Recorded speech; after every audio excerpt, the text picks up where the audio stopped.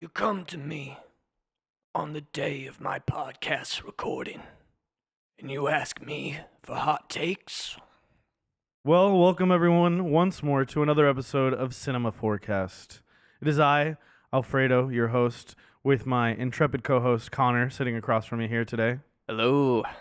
And as you all already know, this is Cinema Forecast, the movie podcast where every month we are randomly assigned by the legally distinct movie roulette a category. Attached to said category, 4 movies.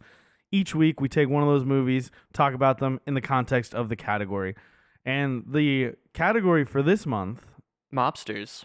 Mafia, Cosa Nostra, if you will. That's right, Alfredo. And you will? And I will. Sick, nice, cool. Neither of us are Sicilian, but that's okay. I'm not even Italian at all, but here we go. You know a little bit of Italian, though. What? You know a little bit of Italian, though. Oh, like the language. Yeah. Yeah, I know little a bit. little. I know a little Italian. But yeah, in the end of mobster movies, mafia movies, the first movie we're gonna talk about, I think is probably the one that most people think about when they think about this genre. Yeah. I mean, movies in general. This is known as one of the greatest films of all time. Yeah, it's The Godfather, directed by Francis Ford Coppola. Written by Mario Puzo, based on the novel by Mario Puzo. Yeah, very exciting. This movie. Do you remember the first time you watched it?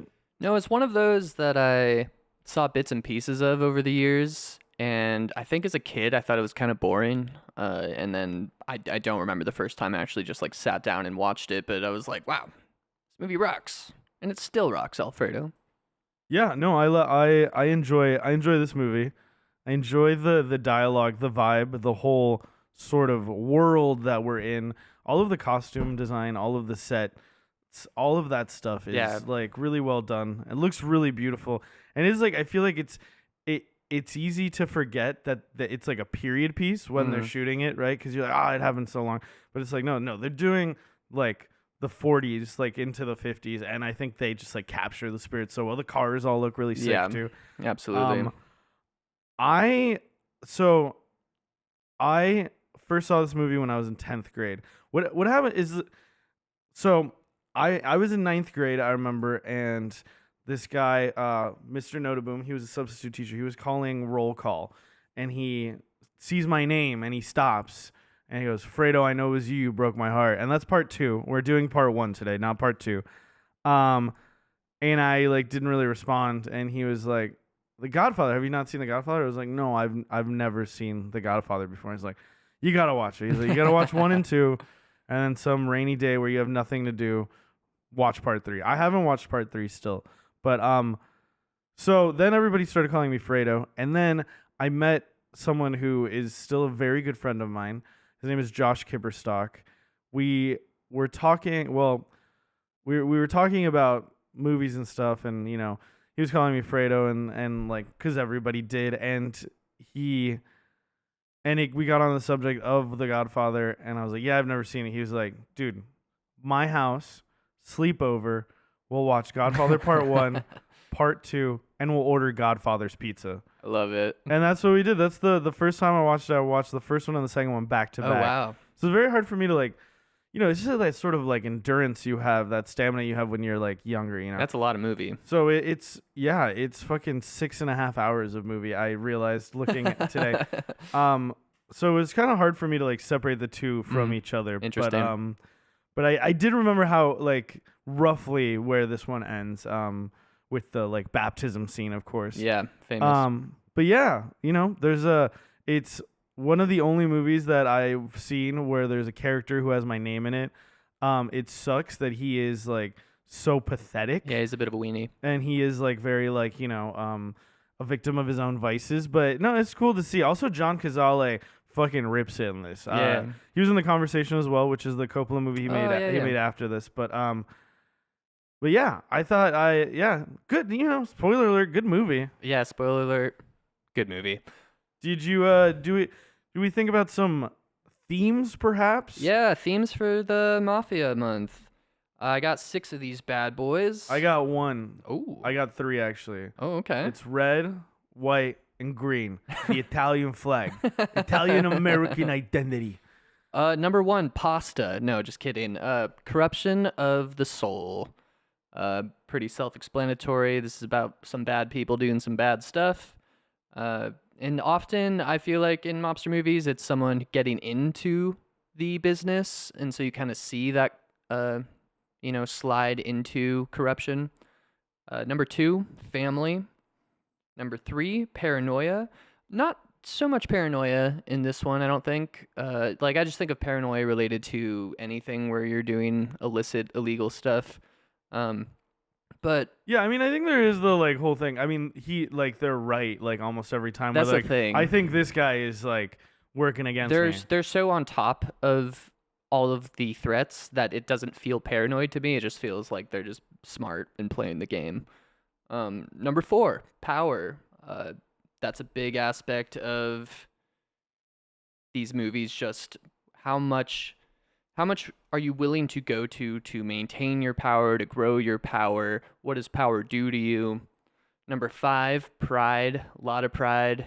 In a lot of these movies, I would say kind of less so in this one. Again, kind of surprisingly, is like the same as the paranoia thing, where it just feels like it's all business in this movie to an extent. Like there's definitely layers of pride in there, but so much of it is just like, well, this is what we got to do, or else like we're gonna get got. It's impressive how level-headed they are for the most part. I think a lot of like mob movies or like gangster movies, you're expecting people to like fly off the handle a lot, and there is a lot of like politicking. Yeah, And in a way, I think it's probably more like honest in that way, I guess, like where it's not just so focused on the ultra violence. I did want to touch on, you said this is bad people doing bad stuff. And what I find most compelling about, I'm going to stop talking for a second. I'm going to start over again just because I need to fix this. Or keep it in. I don't care. Whatever. Fuck it. You know what? Just keep it in. As long as it's loud enough, just keep it in. I don't fucking care. So, one of the things I think is interesting about the whole bad people doing bad things thing is that, like, what's interesting about it is a lot of times it's good people doing bad things becoming a bad person. yeah. You know? And because I think one of the things that there is about these movies that is so attractive is it's not just crime. There's this code, you know? And they have a name for it. I can't remember what it is. But like, you know, there's a certain way of doing things. It's steeped in tradition. It's this thing that's like that they do in a way to like preserve themselves and also like their cultural identity in like this new country. So there's something very, I think, compelling about that. Yeah. Where like you see these people and they just feel like normal dudes, you know, and they just it just happens to be that the way they make money is like through like nefarious, like, you know, illicit things. But it's not like I'm disagreeing that they're bad people. I just think the like the bad is so much more blurry here. It's so much more gray. And it is like, you know, like you feel for them so much. Like, you know, like I can see like Vito, I have respect for some of these people. Oh, like, yeah. And the way that they are these sort of like, you know, like moral fucking gangsters. I mean, I don't know if you can ask for a better like mob boss leader than Vito Corleone, right? Like he's so on top of it. He's so reasonable. Like he's scary, but scary to his enemies, scary to people that harm him, or yeah, I mean, there's definitely, again, he's doing some very bad stuff, but you mentioned code, like having a code. That's my final theme, is a moral code, right? So if you replace like the rules of society with your own code, like they still follow this, and that comes up multiple times, is like this honor, this kind of like twisted honor they still all have and try to maintain for the most part. Yeah, for sure. I also think like this one doesn't do the like. What's interesting sometimes is it's omerta. That's what it is. Omerta. I think that's just maybe their code of silence or something. But anyway, Interesting.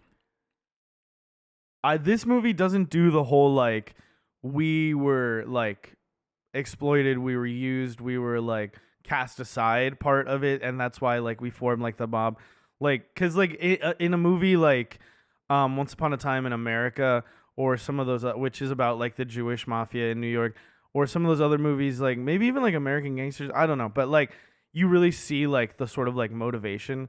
And I do kind of like that you're just like dropped into it, and these people are already like successful and stuff. Right. And I think they do a little bit of, no, they do like, a lot of it in the second unveiling it. Well, I was going to say, just even in the opening scene where he's like, I'm coming to you for justice because the police let me down. Like the system isn't working. If you want justice, go to the Don. Yeah. So very like I think that's what is ends up being so compelling. It's something like that. It's like it's a criminal organization that like you kind of want to root for. Yeah, in some ways, I will say that is something that often detracts a bit from these movies for me. Is I often will just like have such a hard time relating to these people doing these horrible things that it's like a turnoff for me, where I'm not as emotionally invested as I would otherwise be. But I think this movie does such a good job of making all these characters so grounded and relatable, and in the way it drops you into it, that it overrides that. Yeah. Speaking of dropping you into it, you start off with that trumpet. Like Yes. great intro, great score So by iconic.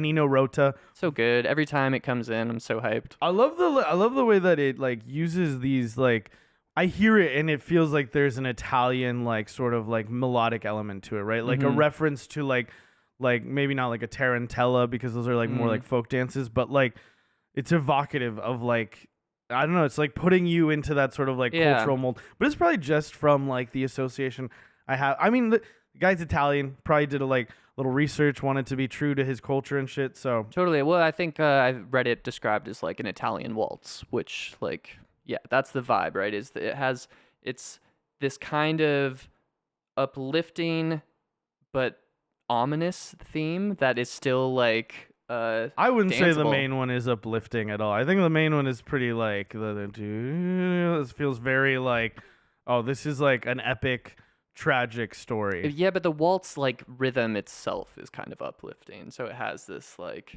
dun dun dun dun dun dun dun dun dun dun, dun, dun. Like it has that kind of I mean, I think there's energy to it, but I don't think I yeah, I wouldn't guess call it I guess uplifting. upbeat would be a better way, an aspect of an upbeat. So as we often like to do, we shout out Nino Rota, dude who was on the ones and twos for the score. Behind the sticks, Gordon Willis. I think I mentioned this before. He received the nickname Prince of Darkness because of how dark he liked to shoot some of these scenes, and sounds we familiar. see this like immediately. Yeah. In the first shot. I love how it starts with the "I believe in America." Right, that's what I and wrote then down like too. it's so dark, so dark. And as I was writing down, this is so dark, I then thought this is very dark content wise as well. Like Yeah. the guy's telling a story about his daughter, like his boyfriend she has, and like he takes her out with another guy, and they like try to like force her like to have sex with them, but she like refuses, and then is like assaulted physically Brutally. for doing so. And then the cops just like let him go. The guy's like, this isn't fucking justice. Yeah, and which yeah, exactly what we were just talking about. Like, I think it's such a good way to bring you into this mindset of the mafia in a moral way, right? Where they're showing you there was no morality in the justice of America. That's why I'm coming to you. Yeah, and the first shot is this single unbroken like pull back where we like move through the desk and slowly end on like Vito's shoulder, but we don't see his face.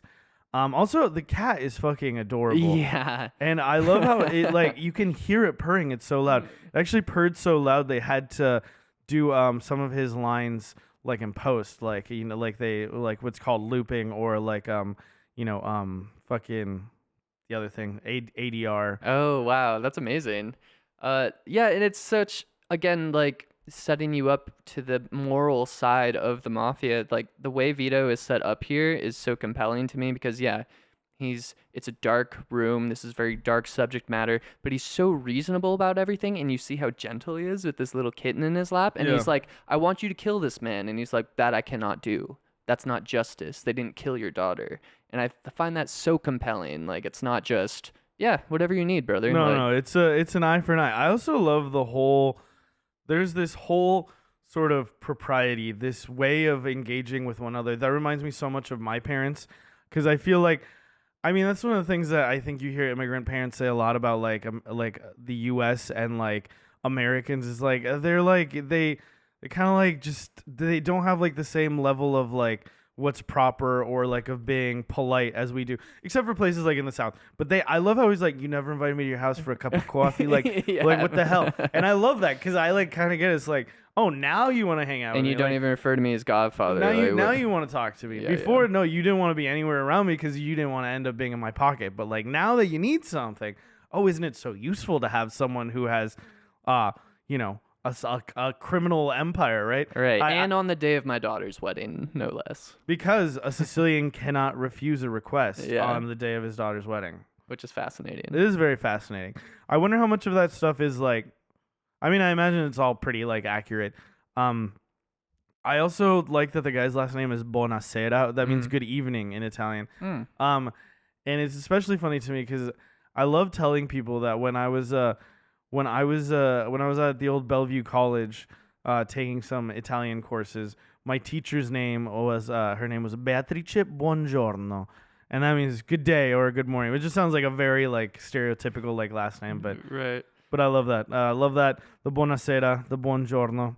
You know, good. Lots of good names in this. Yeah, and I think that's one of the things I probably struggled with as a kid is that there's so many names and so many characters and so many moving parts, and it's a lot to track. Like At the end, Michael is telling Carlo, "This guy's dead. This guy's dead. This guy's dead." I'm like, I don't. I remember like two of these guys. Yeah. I was like looking at the cast list to like kind of help me, so like I was able to remember a little bit more. But yeah, I'm like, who the fuck is Quino? Right. I think a lot of them are introduced in the like meeting of the five families. So he's like saying, I've killed the head of several of these families. Right. It definitely helped, like having seen it a couple times before, like knowing what was going and kind of listening for like when they're bringing up, like when they first bring up Barzini and stuff, or what's his name, Sosolo, where like my ear is perking up at like, okay, that's their name. Like write it down. I'll keep track of it. Yeah. Yeah. And I think what's really cool about this is that, like you said, we have a great introduction to how, like, what's compelling or what is maybe the good side of like this sort of criminal enterprise. Mm-hmm. This is all being contrasted with this jovial wedding scene, Yeah. which is such a great like idea for like an opening scene. Yeah. And this is a half an hour of the movie. It's amazing. This is the first 30 minutes of the movie are like the wedding and him listening to different people make requests or like meet with him on his daughter's like wedding day. And to your point, you were talking about just like how dark that opening scene is. That was one of the first things that really stood out to me. It's just like that contrast, right? It's almost like the rest of the wedding is like almost oversaturated. It's so colorful, and then just like every time it's business, it's back into this dark room, right? I love that. Yeah, there's some great stuff. The dancing, the music, it all looks so fun. It looks super immersive, right? Yeah, for sure. And one of the first things we sort of see is that they're going to take this big family picture, but Vito's like, no, I don't want to do it yet because Michael's not here. So we know there's a son missing. Right. I kind of pick up like little hints throughout the movie that Michael's kind of the favorite. Did you get that vibe? Or at least like the one he thinks is the most competent, pure perhaps? He's his youngest boy. Like, I think that there is, well, I mean, he went to like an Ivy League school. Like he is like, and he's a war hero. He is he's kind of like the it kid, right? Like, you know, I don't think it's like, I think he's just very aware of like the limitations of his children. Right. And yeah, I mean, he says, you know, he knows what kind of person Sonny was. Like, I mean, he even says Sonny was a bad Don. Yeah. You know, and he knows that, I mean, he doesn't even really want to say anything about Fredo. He's like, well, Fredo, yeah. Yeah. You know, fucking Marlon Brando is so fucking good in this movie. A lot of the Oh my god, he blew me away, man. The acting is really, really good. I forgot how good he is. I mean, everyone always talks about it, but just like, you know, yeah, he was getting me to tear up. There's a big dedication to like there's a lot of like, you know, he's doing a lot. The thing he does with his jaw and his like just the way he holds himself and his face. Yeah, there's like stories about him like putting stuff in his mouth. Like, yeah, well, it looks like that, but it just like had such a very gravity. Interesting choices. Yeah, very interesting choices. I think it reminds me a little bit of like the Harrison Ford full backstory for the conversation character. Oh yeah. Like it's just like deliberate choices, just adding a lot, like very specific choices. Yeah.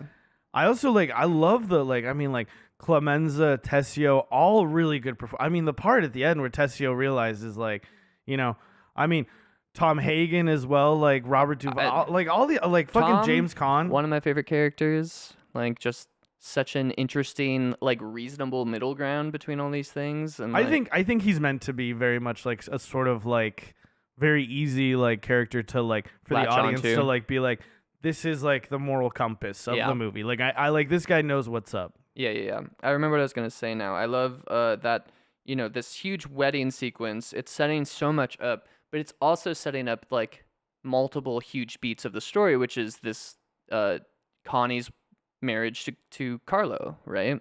Like that is such a big thread of this. And I love that it's set up in such a jovial way, and then it's just like descends into darkness like The so many entire other things. movie is the length of their being married Yeah. because like he died, they kill him at the end, Yeah, right? yeah. Yeah, it's great, very good vibe. Like it makes you want to go to an Italian wedding. You know, Right. you got the Polymore wine, and I had my eyes open for it this time because you hear a lot about it. But see an orange, and like immediately he's like one of the guys eating an orange, but nothing bad happens yet. One of my favorite things too is I've heard so many stories about the making of this movie, and I haven't watched it since I watched it that first time. Oh wow. Nice. So the thing about the guy who plays Luca Brasi was rehearsing his lines, and they saw him doing it, and they were like, let's just film him doing that. That's fucking hilarious. Because he's like this big, tough mobster who's like, just shows how much respect he has for like, for Don Vito. I love that. And just like all these like little moments. And I think it's like kind of helping you slowly warm up to like some of the like more like, some more like sort of like drawn out scenes by having such like a sort of like fun pace right off at the beginning. Yeah, you also got the cops taking down everyone's license plates at the beginning. Yeah, the fucking feds, dude. Yeah, nice touch. I love Sonny coming out and like smashing the camera and then And throwing the money on the ground. I love that bit. I think it's so good when like somebody breaks something and just throws money at someone. Yeah, we see Barzini's there and he doesn't want his picture taken. Like a guy takes the camera, fucking rips the picture out. And then we get the story from Nazarene, the cake maker, the guy who made the wedding cake. He's talking about this guy Enzo, who will come into play later. It's really cool how many of these things, like, it's all set up. Yeah, because I mean, even in this beginning scene, they say, "Oh, I got this stuff on the Salazzo situation," and then like that comes up and is like a very major thread. Oh yeah, but kind of like the inciting. Yeah, incident. and then we do have Michael arriving with. Yeah. The dude, rest in power, fucking Diane Keaton. Yeah, that happened somewhat recently, but yeah. I love how Vito is watching him through the curtains as he's coming in, like very ominous, very like shadow to light, like setting up a lot. Very good. Diane Keaton is such a great casting because she is so waspy that it draws the contrast, like ethnically. I think that really makes her like feel like an outsider. Maybe that's a weird thing to say.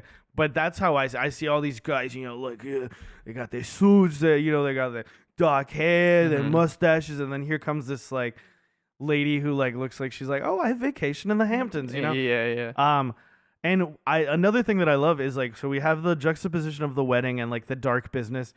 We also have Diane Keaton being an outsider asking questions of Michael as a way for us to get exposition, right? Like, background about the family. We get the whole story about Johnny Fontaine. Yeah, that's a great moment too. When Johnny Fontaine shows up, all the girls go wild. Yeah, I like, this is so fucking funny. Like, yeah, it was making me think of the Beatles. Yeah, and yeah, he's just like, everybody fucking loves him, I guess. And then he sings, and he's got a good voice. Oh yeah, seems like him.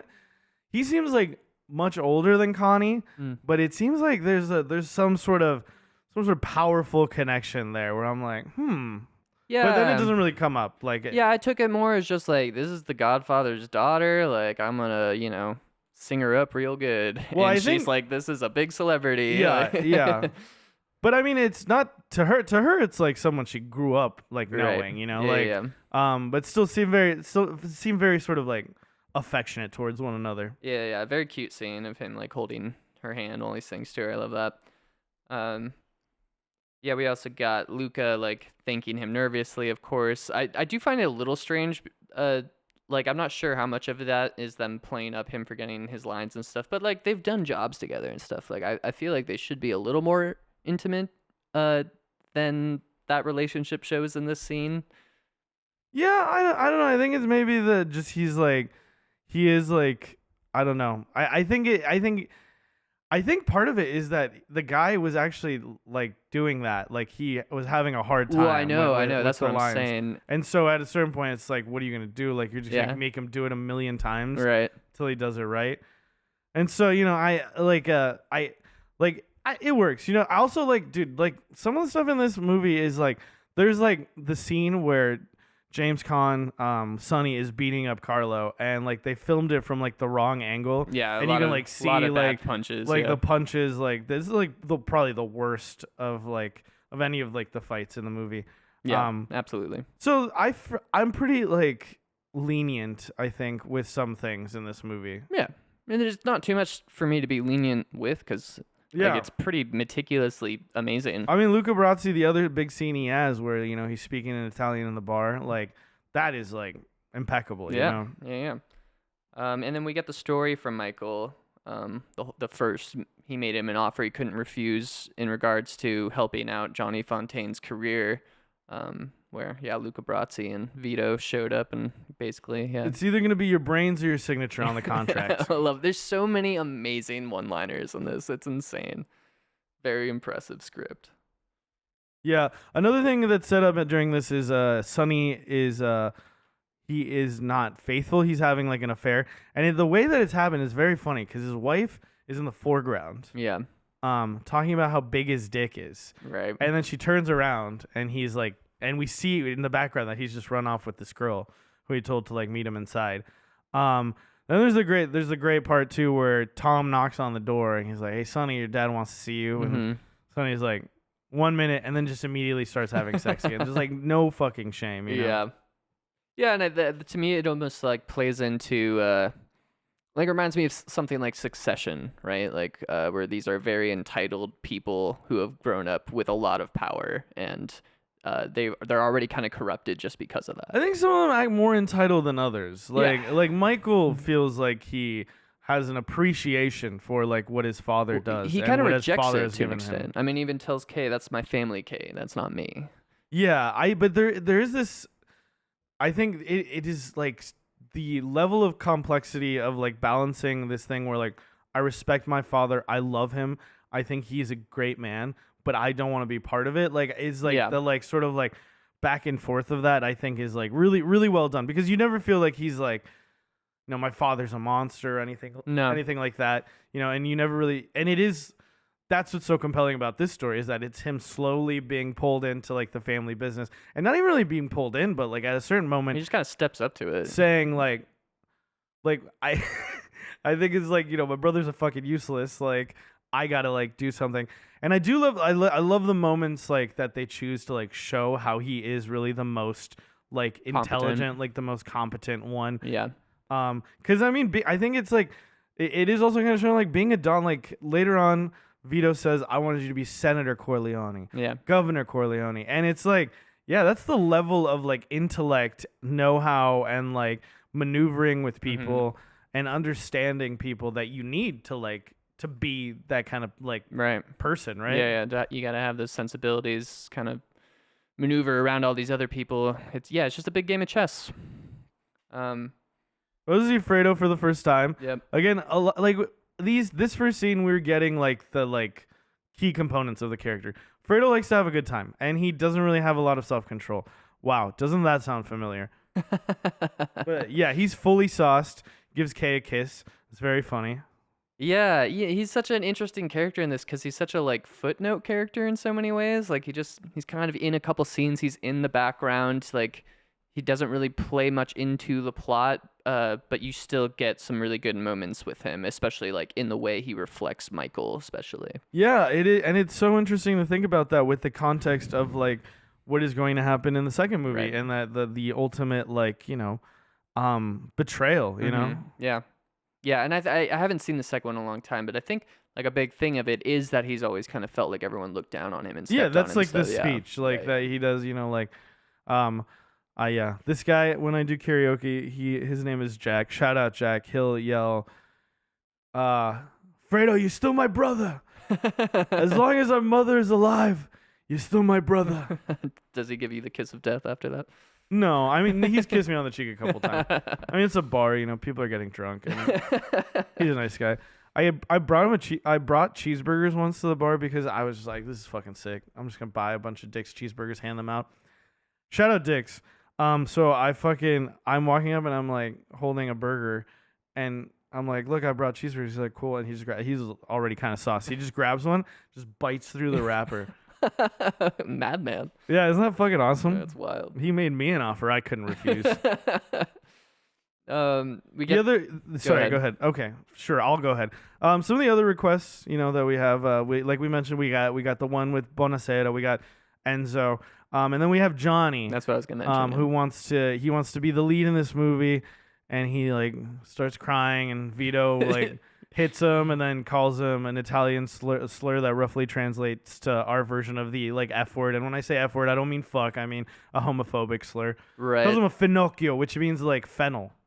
Really? Wow. Yeah. Yeah, I do kind of love that moment of him just like Vito being like, he's like, what? Or not Vito, but Johnny's like, I don't know what I'm gonna do. And Vito's like, you could be a man. It's like, damn, bro. Yeah, he's like, you don't know what you're gonna do, dude. Chill the fuck out. Get your shit together. Yeah. I believe in being vulnerable. I believe it's okay to cry if you're a man.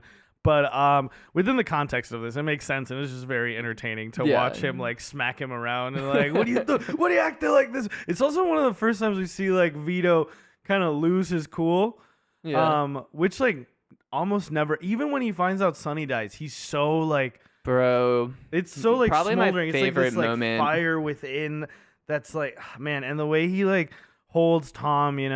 Also, Tom's such an interesting character. It is mentioned that he didn't have a family. Yeah. Sonny found him on the street, brought him in, and like he even says later on, he's like, I'm just as much his son as you are, Sonny, which I fucking love that. Yeah. Fucking love that because it's like never really in doubt. You feel like, yeah, he's like a key member he's the like out of the 5 children, him and Michael are the ones like are the only real like fully. They're the most reflective of Vito in a lot of ways. Yeah, or like the most equipped to do it. I mean, it's hard to know what Connie is like. I mean, we see how Connie has a bit of a Sonny thing going on. Well, Connie wasn't trained or like the same way the brothers were. No, for sure. I mean, again, I don't think Michael was really. I think it's like what's interesting about Michael is that he is smart, and then it just translates over to that, right? Like because they say that he. Well, that I think the military experience is a big part of that, right? Yeah, like, yeah, for sure. How calm, cool, and collected he is because he just went through World War II. He's seen some crazy shit. Yeah, for sure. Wouldn't it be funny if it was like, oh yeah, Michael Corleone, never like saw active duty station in Alabama. In Alabama, he was actually a cook. Yeah, I love this line. He has the Johnny too. A man who doesn't spend time with his family can never be a real man. And you notice who he's looking at? Well, who he's glancing towards. Oh no, I didn't. Really? No, it wasn't. That's the whole point of the line. He's taking glancing at Sonny. And that's I think one. So he's giving him shit for cheating and stuff.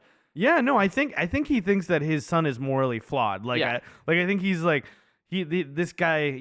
I love him to death. My Santino, but like he's so flawed. You know? Which goes like hand in hand with the moral code theme, right? Where like they have a very defined sense of right and wrong. It's just like so different than you or my right and wrong. Yeah, I think for the most part, a lot of it lines up. Honestly, like.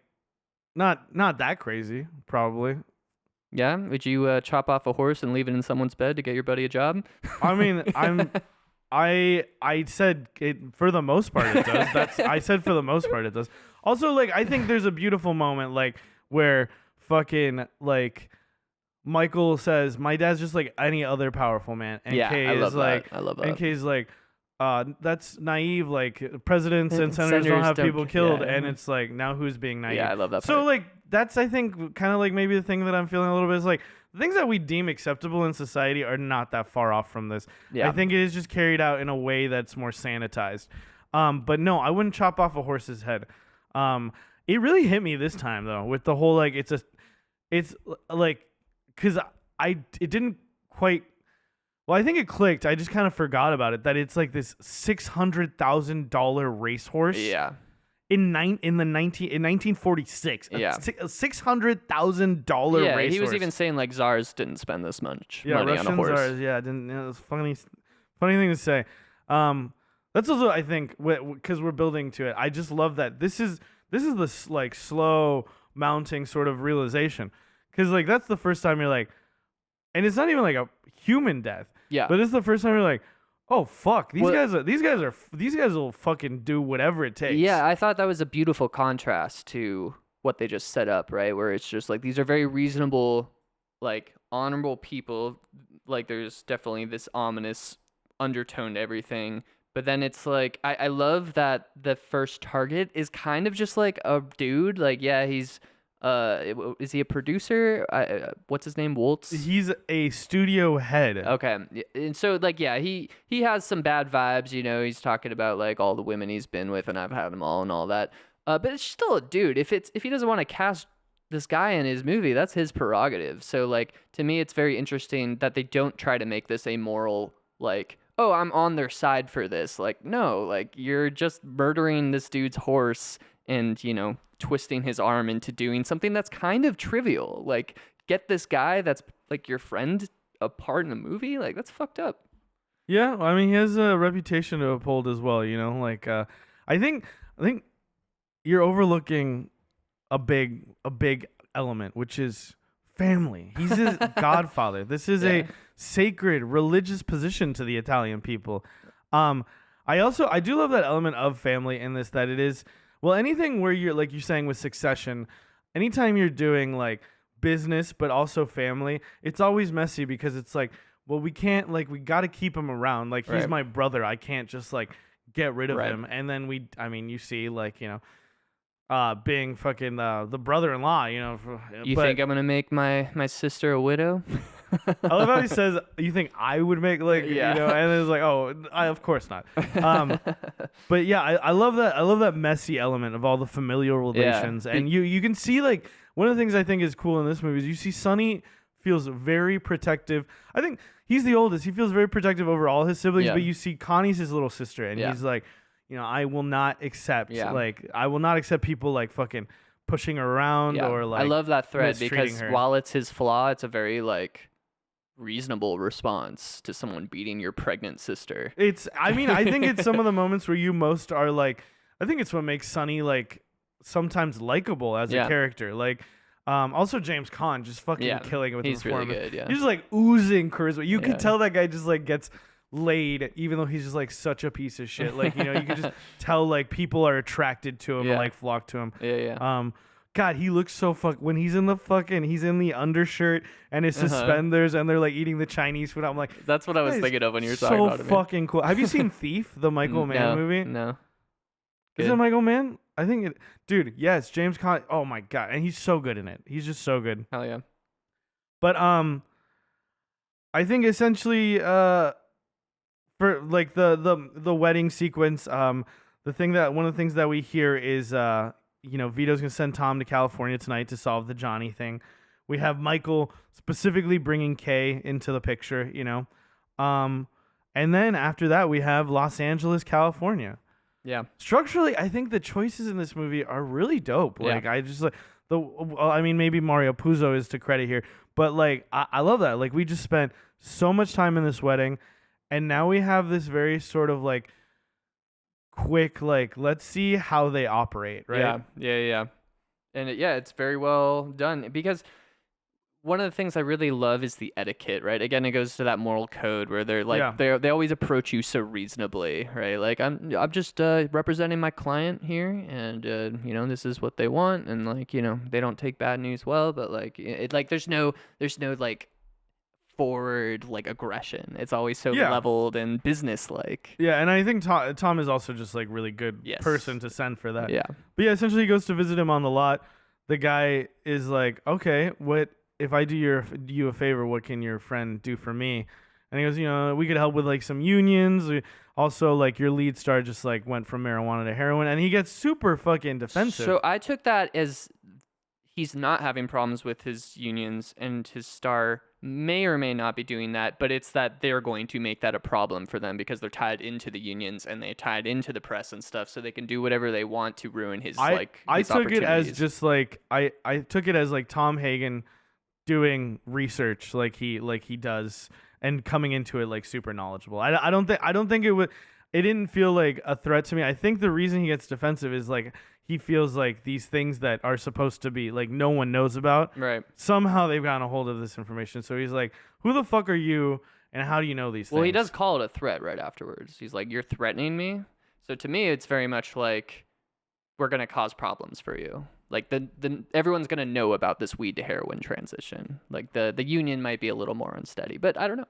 I don't know. Yeah, yeah. I again, I think that there is the like threat perhaps of like we know this and we can use it against you, but not. I didn't feel like it was gonna be like we're gonna fucking make this person start doing heroin.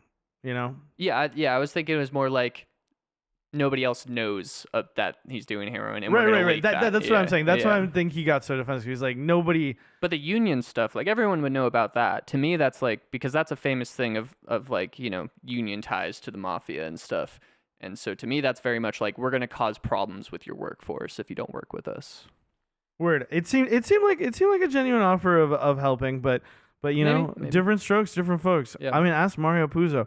Then he asked this guy to check out Tom Hagen. And it's so funny how next scene is Tom being toured around his house, and he's like, "Why don't you tell me you worked for fucking Corleone, dude? Yeah. I mean, come on, So like, much more cordial. yeah." And this is where he shows him Khartoum, which is the racehorse. Khartoum is the capital of Sudan. I was like, that's so interesting that that's his name. Interesting. That's the horse's name. Yeah. He's not gonna race him though. He's gonna put him out to stud. Yeah, I thought that was an interesting way to put that. Yeah. And then Tom is explaining to Waltz, Vito's Johnny's godfather. There's a very sacred relationship to the Italian people.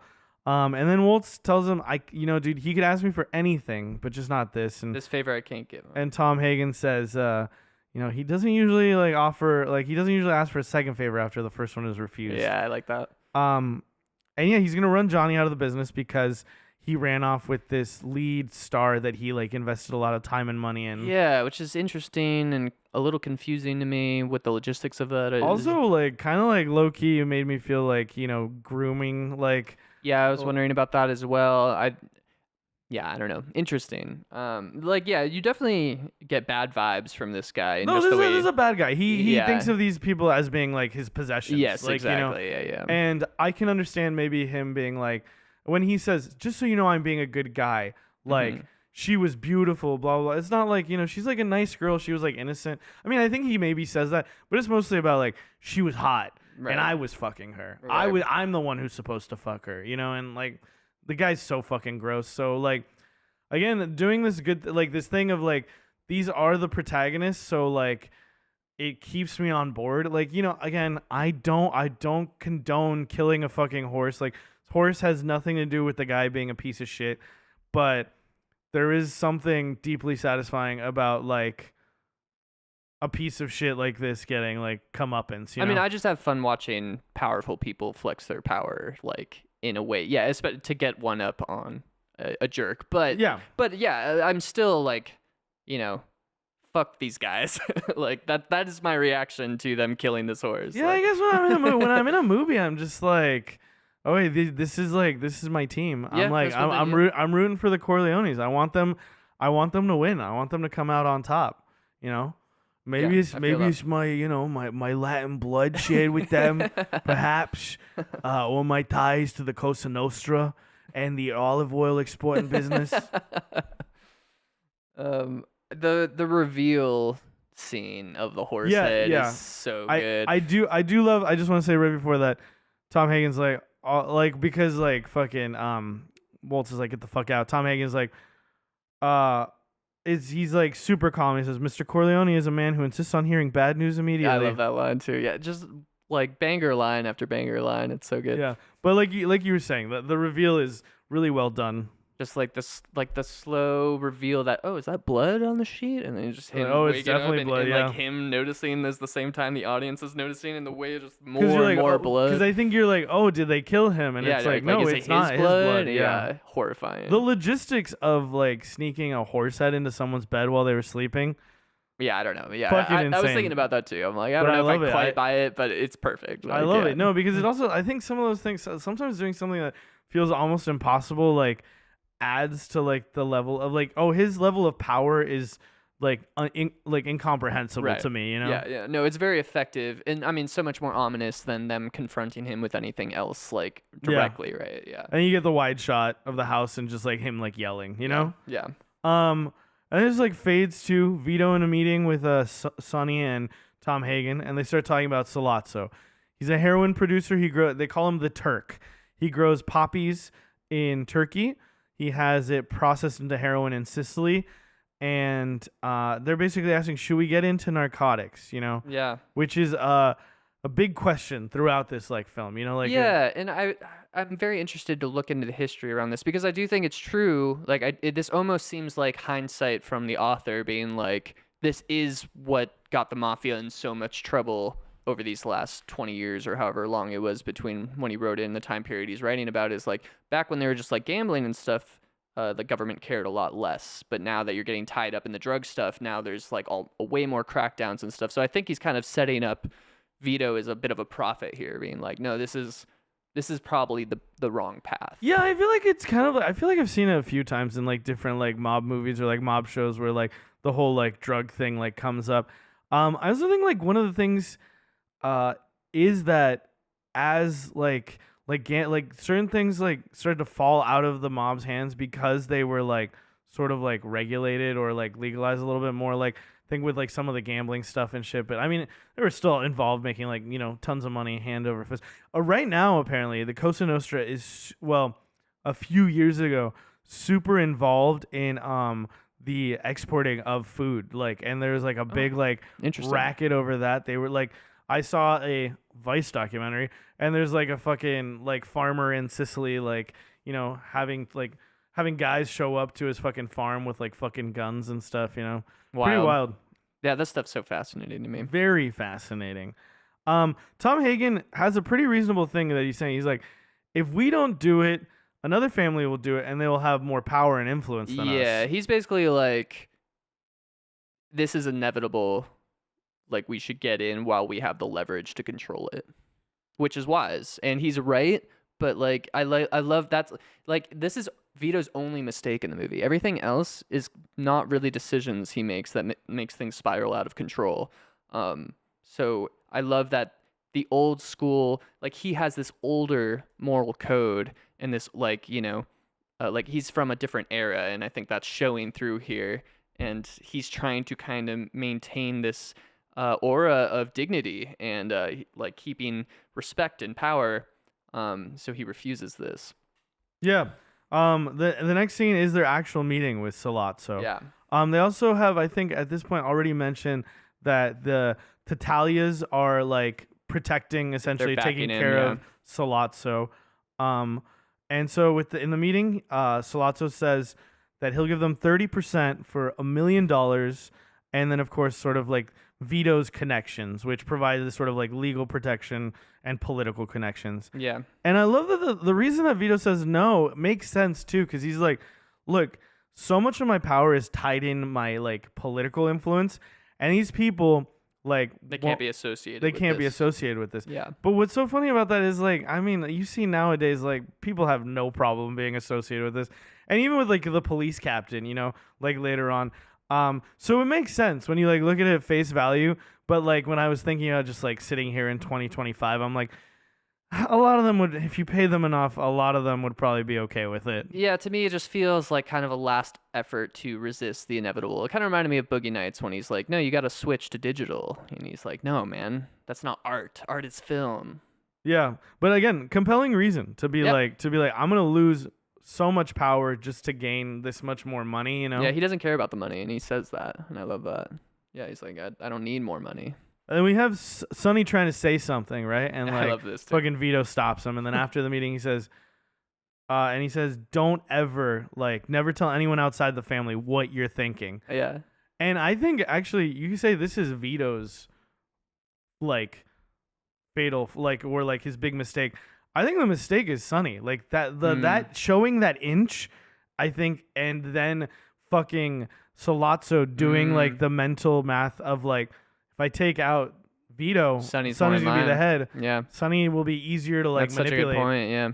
Because, yeah, he does say that later, but I didn't make that connection to, just how much Sonny saying that one thing could have it feels stacked like up all these dominoes. Feels like such a throwaway thing to just, like, have, like, Vito like flex his muscle a little bit more, but it feels like such like an important like domino in like the whole piece. And Vito recognizes that, not to the extent it's going to like the repercussions of it, but he recognizes like, hey, you're making us look weak when you do shit like that. And then we get the big flower bouquet arriving, kind of putting a bow on the whole Johnny Fontaine thing. He did get that role, of Yeah. course. Um, and fucking Vito tells him he wants to talk to. He tells Tom to send Luca to talk to him. Yeah, and again, it's like this isn't paranoia because he's so right. He's like, I'm worried about the how do you say it? Tataglias? To Talia's. Tatalias. Um, and I love his intuition is so spot on. Like it's almost supernatural, but like it's perfect. Oh, and then the way that it's like later on where he says something Barzini, and like you're thinking, oh, he's like losing it, he's getting old, and Tom Hagen, or I think Tom Hagen goes, oh, you mean Tatalia? He's like, and then Vito doesn't even really answer it. He just goes on to say like, I knew it. One of them was coming after me. Yeah. I didn't know Barzini was the one behind everything. Though. Until right now, yeah. So good. He can tell at the meeting. And again, I like saw that too because there's this moment where we'll get to it when we get to the meeting. But essentially he wants to send Luca in, like, you know, make it seem like you're disgruntled here. Try and see if you can find any information from the Tatalias by like infiltrating them essentially. Yeah. And then we get a nice little moment of Michael and Kay Christmas shopping. This is one of the few moments that I was like reflecting on Michael's character a lot, because we don't really get a peek behind who he is until like he's already kind of in with like the business and everything. Like I feel like you see, like you hear him say some things, right? Like that's my family, it's not me. Like there's some moments, but I don't really feel like I know who he is, and I think that's intentional because I think it's also just setting up like this isn't someone who is like very pure and like, you know, innocent. This is someone who is pretty like hard, like cold and jaded, and we're kind of slowly seeing that creep throughout the movie.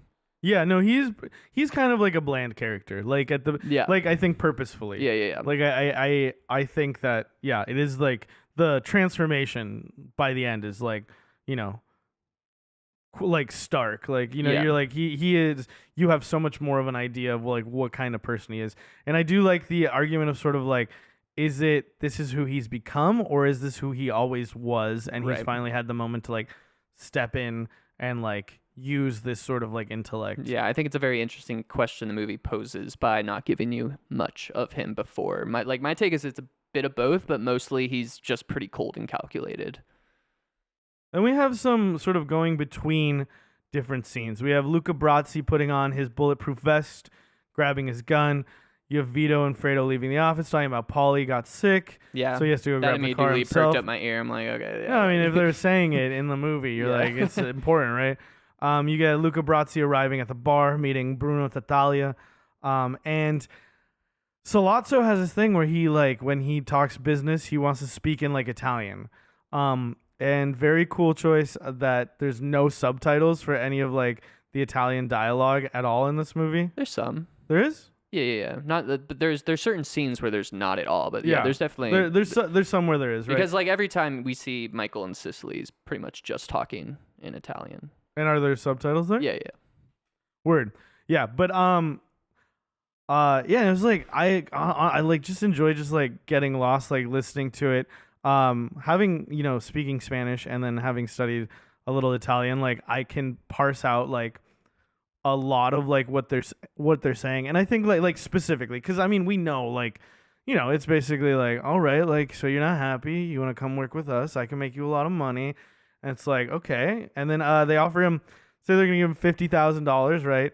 And then immediately fucking, I always remember this too, they fucking put the fucking knife through his fucking hand so he can't like defend himself, and then they fucking choke him to death. And I love how you kind of figure out how this was all worked out beforehand. Like Vito thinks he's kind of getting the one up on them by getting like an insider who can kind of see what's going on, but they've already decided they're going to kill Vito, and they know, and like he tells Tom later, he already knows Luca's going to come after him, and he's like, let me worry about Luca, but Luca's already dead because he already premeditated all this. You know?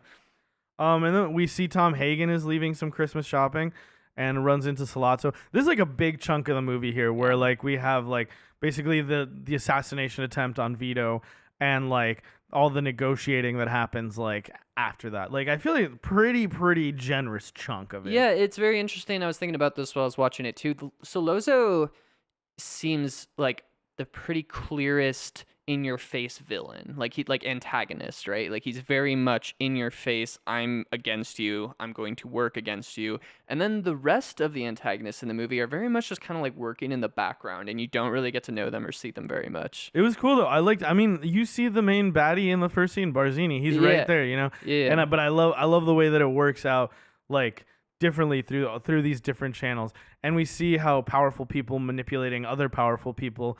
But yeah, Sollozzo runs into him, tells him to get into the car, you know, and tells him, "Don't worry, I'm not going to kill you." Then we see Vito telling Fredo, very famous scene, you know, and I feel like it happens in Analyze This. He has a dream where he's Fredo and Robert De Niro's character is Vito, which is funny because he plays young Vito. And I always think of that because I think it's so funny because he's like talking about the dream. But anyway, he's gonna get some fruit, you know. Guy likes his oranges, Oh, yeah, he and does. again, oranges, you know. I mean, yeah, big. This is like one of the most iconic visual metaphors ever put to screen. So supposedly, the way it started was that like a way to brighten up the like scenery, and then they were like, oh, you know what? Let's use it as a sort of like visual symbol. And I think it's more intentional in the like sequels Interesting. than like in the first one. I think this one is intentional. I'm not sure, but I mean, like, so I take it like oranges is a Sicilian like natural fruit, and so this is just representing like the fallen fruit is like the fall of the Corleones, basically. I think orange also like, you know, construction, like danger. Like a way. Right. It's not quite red either, so I think it's a little like less obvious. But yeah, oranges are often associated with being from Sicily. Because I just think of like the apple falling from the tree, right? Used to as a metaphor for like how close you are in relation to your father, like, you know, the branches of the mob family. Perhaps these falling fruit, you know? maybe that's overthinking it, but I mean, why the heck not? Then we get Vito fucking getting torn up, dude. He gets fucking shot 6 times. I thought he said 5 times earlier. Sollozzo says got shot 5 times and is still alive. I wrote down 6. But I mean, who cares? He gets shot several times. Yeah. I think John Pretty Cazale's amazing. performance here is so great. I love the way he fumbles the gun. He's like, like, you know, Vito God, calls out just- Fredo, and then like he fumbles the gun. It's so realistic that like he fumbles the gun, and then like the way he just like looks so powerless, like, Yeah. you know, like next to his father. I also love Really good shit. how Vito immediately, as soon as they start running, know that they're coming for him. Yeah, He's yeah. so tuned in. His instincts are just so strong that he's immediately like, uh-oh. And then you have the contrast of Fredo being like, oh, no. Fumbling the gun and stuff. It's really good. With the next 3 scenes, there's these cool like transition, like handoffs with phone calls that I thought was really cool because we have Michael and Kay are leaving a movie. Then Kay notices this headline saying that Vito Corleone feared murdered. Michael goes to a phone booth to call Sonny. Sonny's like, we don't know. We don't know if he's alive or not. You know? I love the way the phone booth is shot because to me it felt like very like clear visual storytelling of him separating himself isolating from Kay, himself from and Kay, like absolutely. she's between the glass and can't hear what he's saying. Yeah. And this is basically the beginning of that complete split. Yeah, he looks so lonely, but like you realize later on that he's like, no, I'm not gonna. I am gonna take this on by myself. Like, Yeah. I don't want you around for this. I think the clearest indication I have of Michael's character is his relationship with Kay and how cold he is to her, right? Yeah, no, and I think that's intentional. Yeah. I think you see, like, yeah, the cracks there with how he like talks to her. And I mean, at the very end, you know, when she's like, "Is it true?" and he like goes, "No," like, you know, Yeah. just lies to her face. Yeah. But even like, yeah, how he just kind of completely moves on from her when he's in Sicily, and then when he comes back, he comes to her a year after he's been back, and he's like, "Hey, I want to marry you. yeah, you want to hook up? Like, what? Yeah. You up?" Very strange. Yeah. Very strange. But yeah, with it is like I said, the phone call is a cool handshake because now we're at Sonny's house. Yes, yeah, I do like this. And you have Clemenza banging on the door, you know, and again that signature Sonny fucking Temper? temper. Yeah, Temper. yeah. Yeah, Clemenza's like, they're saying he's dead, and like Sonny immediately starts fucking attacking Clemenza. Yeah. He's like, dude, what the fuck is your Yeah, problem? his anger just coming out at whoever it can. But yeah, they want. He tells him he wants to get Paulie and take him to his father. He doesn't care if he's like dying. He wants him to take him to his father. And then then Clemenza leaves. He gets a call. It's Sollozzo. We have Tom. Yeah. And again, he doesn't even say, "Hey, it's Sollozzo." You just can tell by the voice, you know? Yeah. And then again, that's like sort of a handshake because then cut to Sollozzo taking a sip from his drink, telling Tom Hagen that his boss is dead. Yeah, and we also have that line right here. Sollozzo says, "Don't lose that famous temper of yours," and which it was such a good setup because that's what he uses later to get him, right?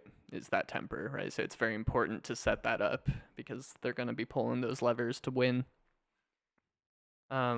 Yeah, this whole scene with Tom coming to grips with him believing that basically his father figure is dead, while still like in the midst of this negotiation, and again just how reasonable Sollozzo is about everything, how calm, like the this is just business aspect of this movie is so like is that extra layer of coldness but also like coolness. Yeah, no, I like it a lot.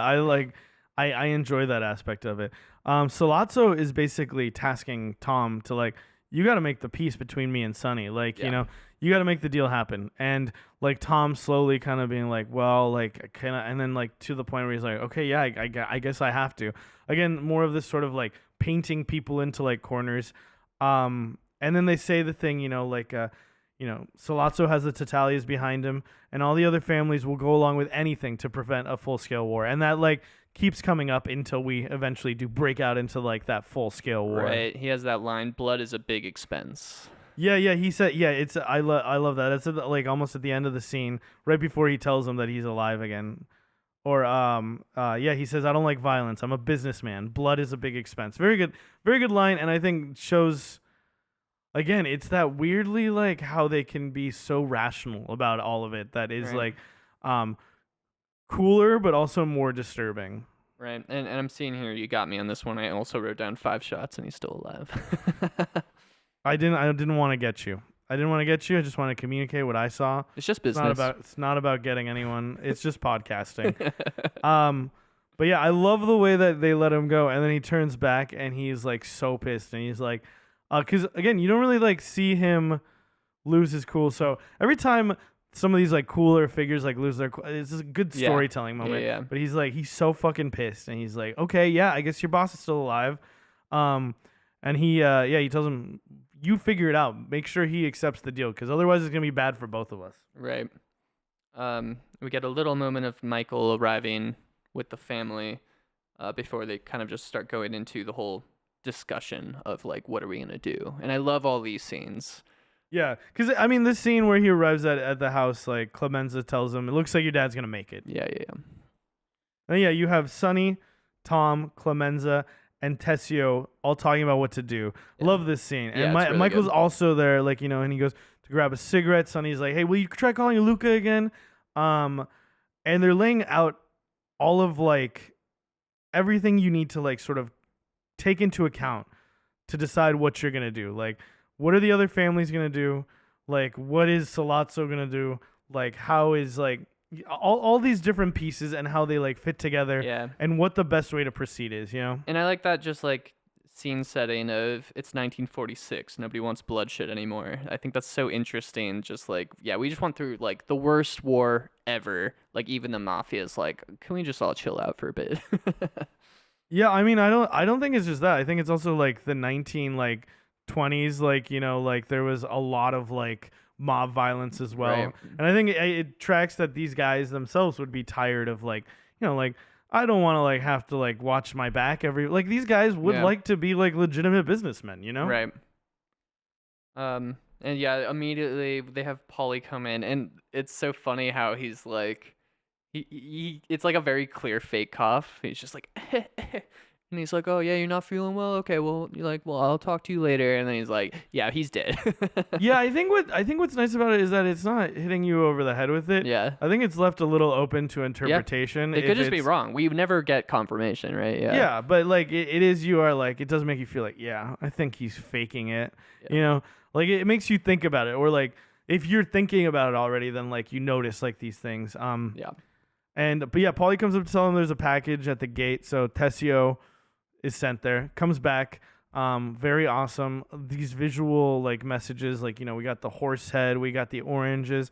We got like him unwrapping it, and it's the fucking bulletproof vest. Yeah, which with we the see fish him inside. like deliberately put on earlier. Yeah, yeah. So As I mentioned before, yeah. like right after we see Michael and Kay doing the shopping, and he's like, "What the fuck is this?" And he says, "It's a Sicilian message.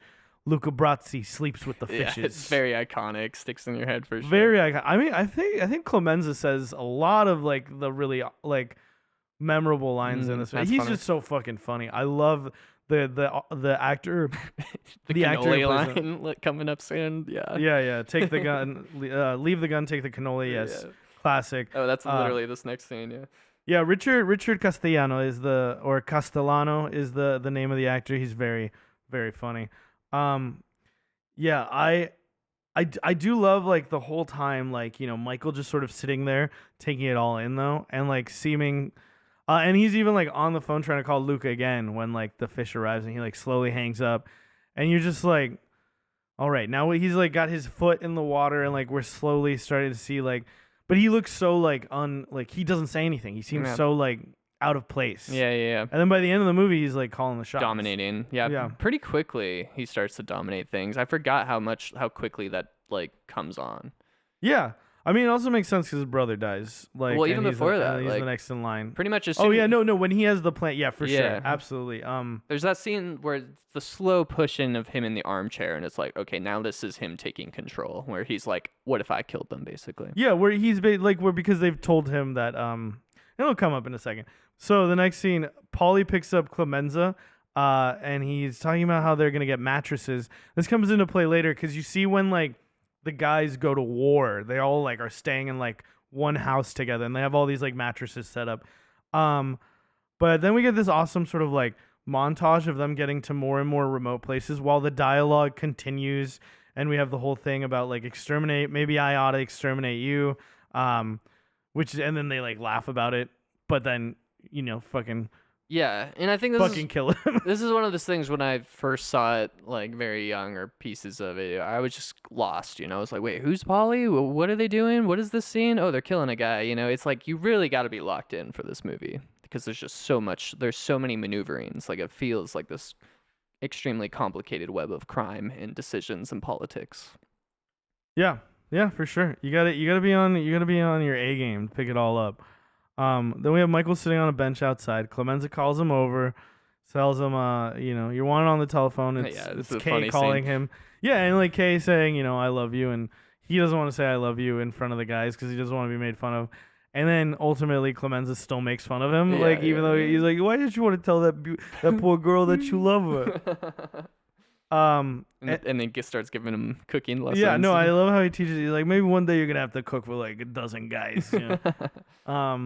And yeah, just the whole him like pushing the like meatballs and the sausage into the thing. I made spaghetti. This movie made me hungry, and so I was eating spaghetti and drinking wine watching this. Did you follow his instructions for how to make the sauce? Yeah, dude. I always put red wine in my sauce. I didn't have any sugar, but. You didn't have any sugar. No. Damn. Yeah. But did you fry the garlic first? I didn't have any garlic either. I didn't make the sauce from scratch. Oh, okay. I'm sorry. No, you don't have to apologize. That's why I asked you if you made the sauce like he did. Yeah. What was it? I forget the brand. Prego? A different brand than Prego. But Newman's? No, I don't know. Everyone needs to know. Everyone's clamoring to know. Yeah, and then there's this Michael wants to go to the hospital to go see his dad, and he's like, Sonny's like, okay, we're gonna send someone with you. And he's like, oh, don't worry about it. And Clemenza's like, it's okay, like he knows he's a civilian. He leaves. He's like, send someone after him anyway. Yeah. Good stuff. And then we kind of get this almost goodbye dinner between Michael and Kay. I would not say almost. I would say it is fully a goodbye where no one says goodbye. Right. Yeah, just because they get back together later. But I mean, goodbye doesn't mean you'll never see each other again. Sure. But yeah, part of it is that he's dealing with his father being shot and all the stress of what's happening. But there's just this general coldness with him, as in like with her especially. And I think that's the most human side of him you see, and it's a kind of dark, cold side. Yeah, for sure. No, absolutely. I agree. Yeah, because she's saying, can I go to the hospital with you? And he's like, he doesn't like really say no, but he's like, there's gonna be a bunch of people there, like, yeah. And then, she's like, when am I gonna see you again? He's like, go stay with your parents, and yeah, I'll call you. Like, when am I gonna see you again? I don't fucking know. Like, Yeah. and it's weird, like him making I love that it comes at this point, not like when he decides he's going to like kill Salazzo and fucking McCluskey. Like, it happens beforehand where he's kind of like doing the severing of ties, because he's like, to process this, I cannot have like distractions. I can't have distractions. Yeah. I can't have this vulnerability, Yeah. right? Yeah. I love the hospital scene. Oh, yeah. So well done. One of my favorite scenes in the movie. The way he arrives and like it's like so spooky. Empty. Well, yeah, there's the half-eaten food and the coffee's still steaming, and it's like the sandwich. What happened? Yeah. I'm like, I want that. I'll finish that sandwich. Right. And then the way there's literally no one, and then he walks into his dad's room. His dad's okay. The nurse is like, you can't be in here, and we get the information that the cops decided there were too many people, so they sent everyone away. Yeah. And immediately, his father's instincts, he knows exactly what's going on. Yeah, he knows what's going on. He's like, okay, so they're on the take.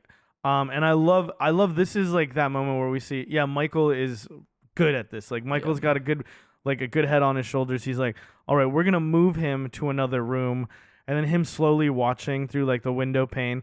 I love too that it's fucking Enzo coming back into play. Poor Enzo here. But I think like Enzo kind of knows. Like, I think he like he's on. Well, he even says like, "Let me help." Like, Michael doesn't ask him. He absolutely does, because Michael tells him to take off, and Enzo's like, "No, for your father, I'm with you now." Yeah. Oh no, that's Michael to his father. Which that scene is so good. Yeah, just like the slight tear coming out of Vito's eye and stuff. I love it. But yeah, he calls Sonny, I think before Enzo arrives, and he tells him like, it's there's no one here, and so like we get the sort of timer of like, all right, a group of like them are gonna like come over like to like help, and it's while the nurse is yelling like, you need to get out of here, and he's like not responding to her, instead just like picks up the phone. I also love how Enzo's like, it's Enzo the baker, and we haven't seen Enzo in the movie yet, but like if you were paying attention and you remember that this character who is asking for the favor on his behalf, Nazorine is talking about Enzo, and he is the baker, and he talks about, I'm gonna make you just wait till you see the cake I made your daughter. It's gonna be so big and beautiful. Yeah.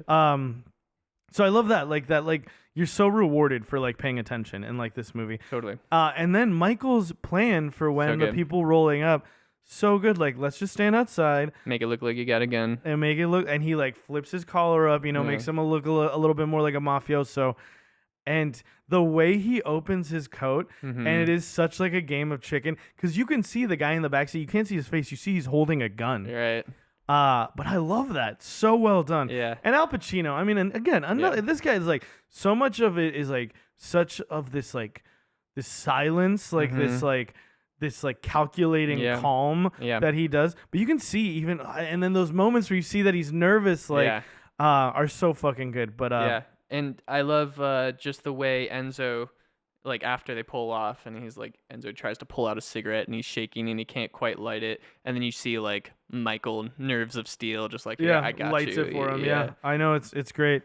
Then the Captain McCluskey and his cops show up, and they're like, I thought I locked up all of you guineas, which is a I was wondering about this. Yeah, Dago is also one. For Sicilians or just no? These Italians? are all Italians. Okay. Yeah, all Italian. I don't think there's any specific Sicilian Gotcha. slurs.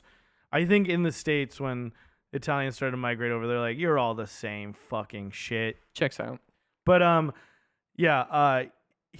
he's like, I'm gonna fucking arrest you, guys. And he's like, because I'm not leaving till there are guards posted my dad's room.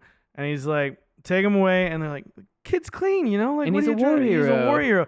And then he fucking, I love how Michael's like, how much is Salazzo paying you? Yeah, it's just. And then he fucking hits him, Captain's immediately a good punches character. him. I love how he's tries to be all charming the next time we see him. McCluskey, yeah, I love Sterling Hayden. He very cool fucking actor. Yeah, he is he's great in The Long Goodbye, which is it's a Philip Marlowe story. Same private detective from like Maltese Falcon, done by Richard Altman in the 70s. And he plays this like eccentric like rich guy. He's also in this really old Stanley Kubrick movie, The Killing. Great guy. Heard of it, He's yeah. got like a good face for fucking acting. Oh, yeah. And he just seems, again, another great sort of visual contrast of like this guy's not Italian, right? Yeah. Like which I think is important to like the story because it feels so very much about like this like insular group, right? Yeah. And like it's always interesting to see how the people from the outside of the group like look at them because almost all of them use like slurs like when they like talk to them, you know? Right.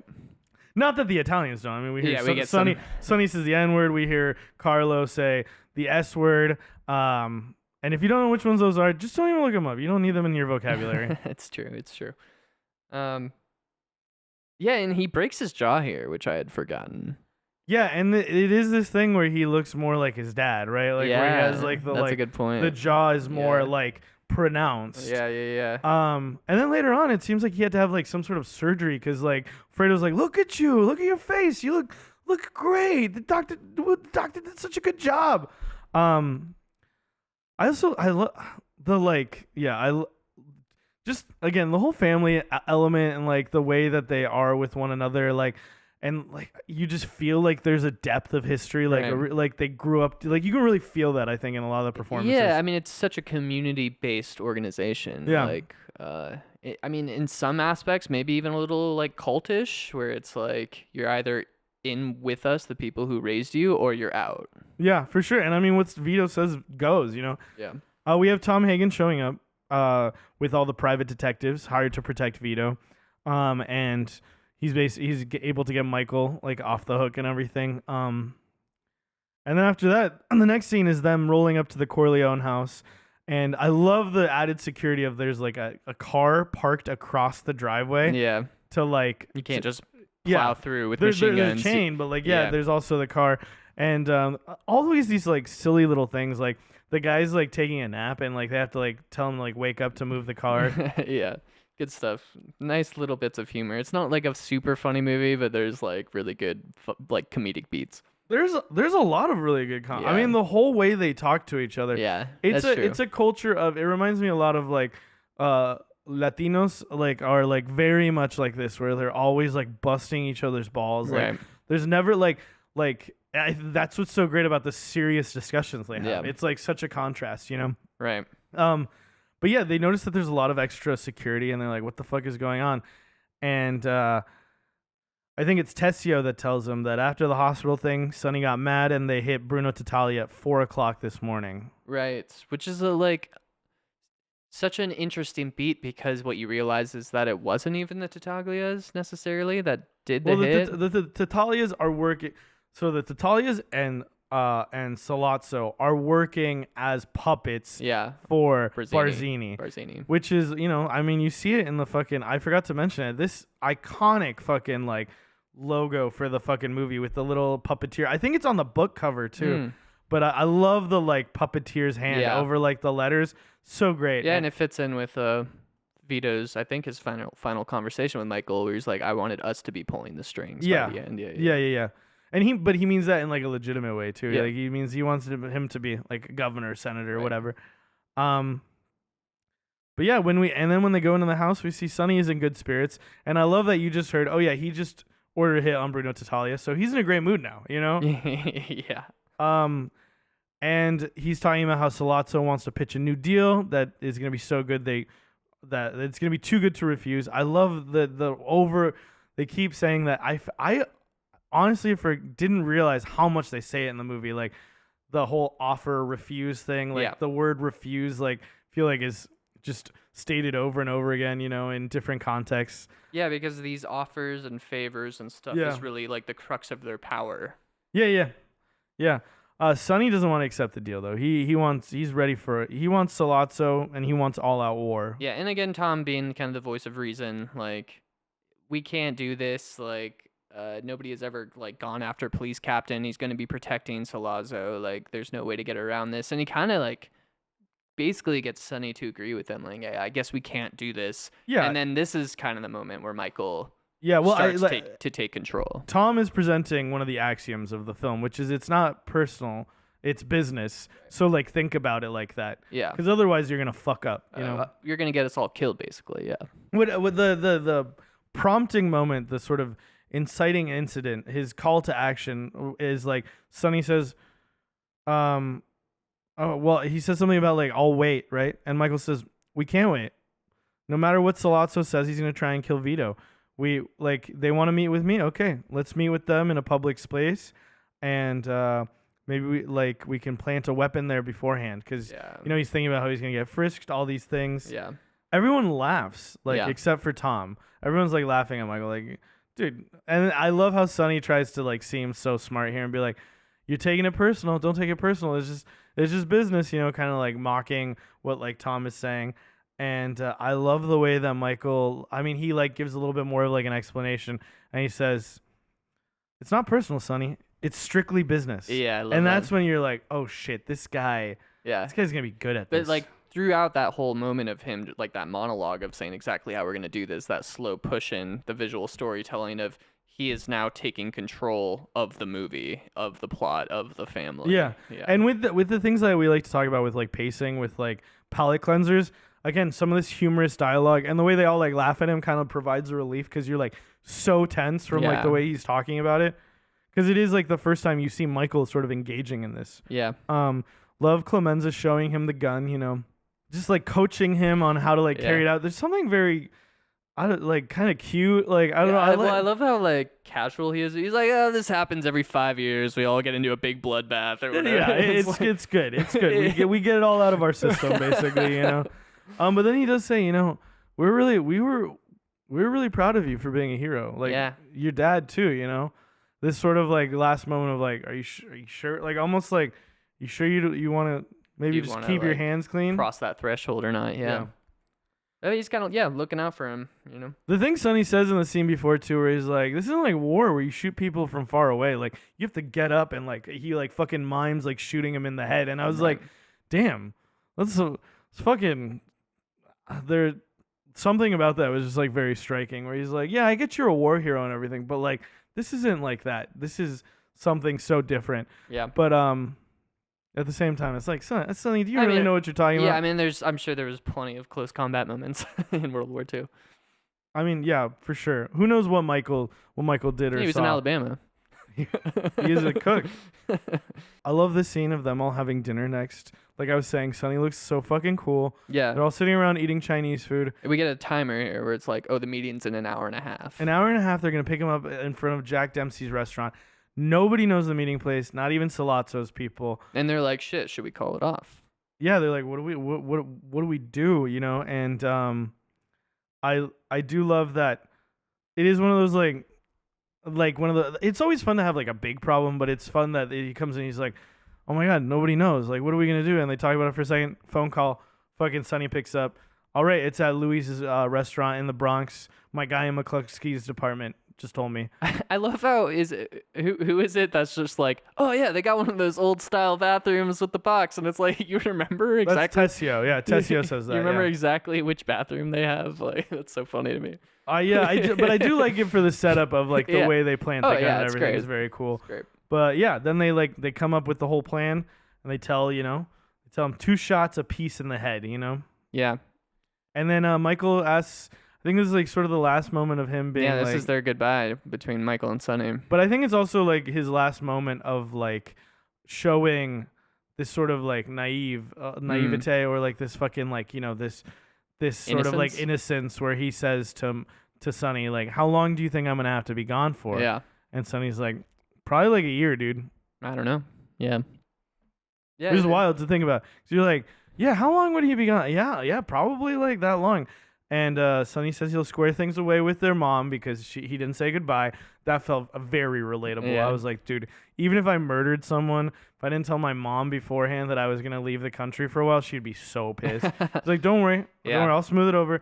And he's like, and I'll get a message to Kay whenever I can. Yeah. Whenever find it convenient or something like that. But yeah, I also just like with that lens of knowing like where the movie was going, knowing this was their goodbye, I thought it was a really nice little like moment just like to rehash brother to brother. Yeah, rehashing the relationship. Like, I got you. Thank you for doing this. Peace Yeah, out. and you see like Sonny feels like the older brother, like Yeah. it really feels like this moment where it's like my little bro stepping up and like I'm gonna pat him on the head and I appreciate you. Then we got Michael waiting to get picked up. He gets picked up, he gets frisked. They do the whole thing where they're driving like looks like to New Jersey, and then they does the U-turn on the fucking because they on think the bridge. they might be getting tailed. Yeah, for sure. And I mean they absolutely are, right? And I love it, like you were saying with Al Pacino's performance here, where this is a moment where he panics for a second. Oh, he's like sweating. He's like, oh, we're going to shit. New Jersey. And I also love Solozo's reaction to that. Like, why are you so interested where we're going?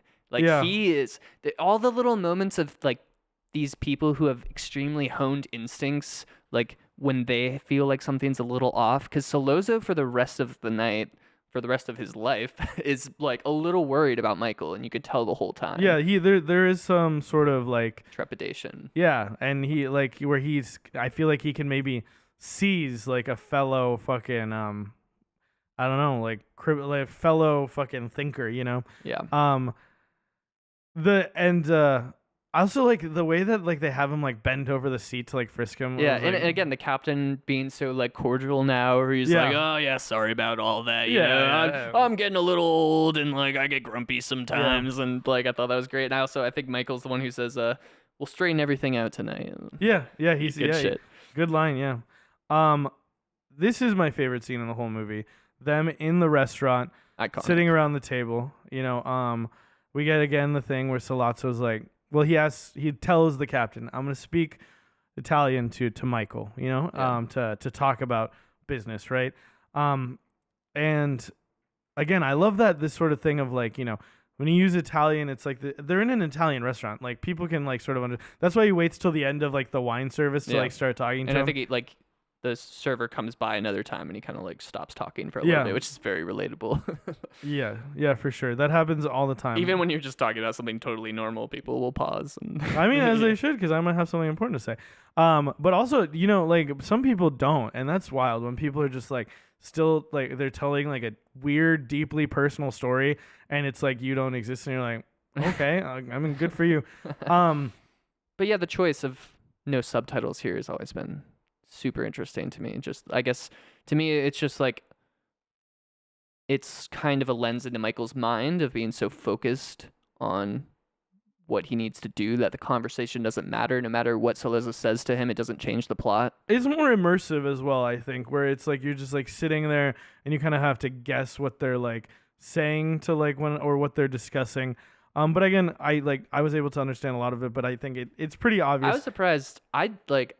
I suck at Spanish. I did pick up like a few things here and there. I think he's talking about like I've always respected your father, and he even says I think before he goes back into English, he says como se dice instead of como se dice, and I'm like, oh okay, yeah, like I know some of this. yes, it is como se dice. And I love that Michael can't think of a word, so he switches back over to English, and he's kind of like, fuck it, like like let's stop with this pretense, let's lay everything on the line. And I think that's also part of the reason why there's no subtitles. Because it is a lot of this sort of table setting, like etiquette kind of. Yeah, I was going to say, it is a lot of Sollozzo sort of just like buttering him up beforehand, right? Like, hey, I respect him. It's just business. I also love how he uses the word business in English. Like, he doesn't say like the Italian word for business. And says all he wants is a truce. And Michael says he wants a guarantee that there will be no more attempts on his father's life. Sollozzo's like, look, man, he's the one with all the power now. I'm like the one who's being hunted, you know? Like, I took my shot and I missed. Yeah, he missed his chance. Then there's like a moment, I think, where they're sort of like quiet. Michael asks to go to the bathroom. Like Clemenza told him, he's like, better yet, you ask him for permission. I love that, that little detail that he thought of. Yeah. And again, Sollozzo, like his spidey senses are tingling. Yeah, he frisks him again. Yeah. He doesn't even say anything. He just stops him and like grabs all his junk. Eyes, yeah. Like as soon as he has to go to the bathroom, he's like, "No, he can what tell. Is this? Yeah, he can tell something's happening. He can tell something's cooking." And I love that. Yeah, I love just villains slowly realizing their demise, but they like are second guessing themselves. I think it's so good.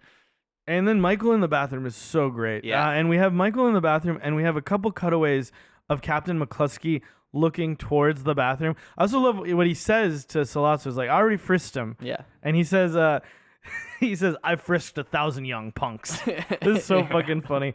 But yeah, Michael kind of freaking out a little bit in the bathroom, like not Yeah. being able to find the gun. Yeah. Then he finds the gun and almost like being in shock of realizing like what he's about to Yeah, I do. love that moment. It reminded me of Night of the Living Dead, weirdly enough, where like the whole movie, our main character didn't have any time to really like think, and then there's just this moment of him kind of like resting his head against the wall as he really takes in everything that just happened. And there's this great moment of Michael here, just like, okay, I'm gonna do this. It's okay. You can do it. Like you can just hear the inner monologue. Yeah.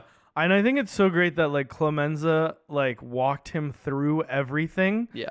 because then we get to watch Yeah. what he does and doesn't do the same, right? He forgets to 'Cause- drop the gun right away. And Well, he tells him walk out of the bathroom and shoot them both Yeah. in the head. Instead, he sits But down. he walks down and he sits back down, and that's like a great visual indicator of like doubt, right? Right. And also And the train background noises, I thought was a super nice touch. Before he even sits down, he stands like in front of the bathroom, and they're like staring at him, and they're like, "What the fuck are you doing?" Right? Yeah. Like we're like, "Why are you being weird?" Yeah. And he like finally sits down, and then of course, yeah, we have, the fucking.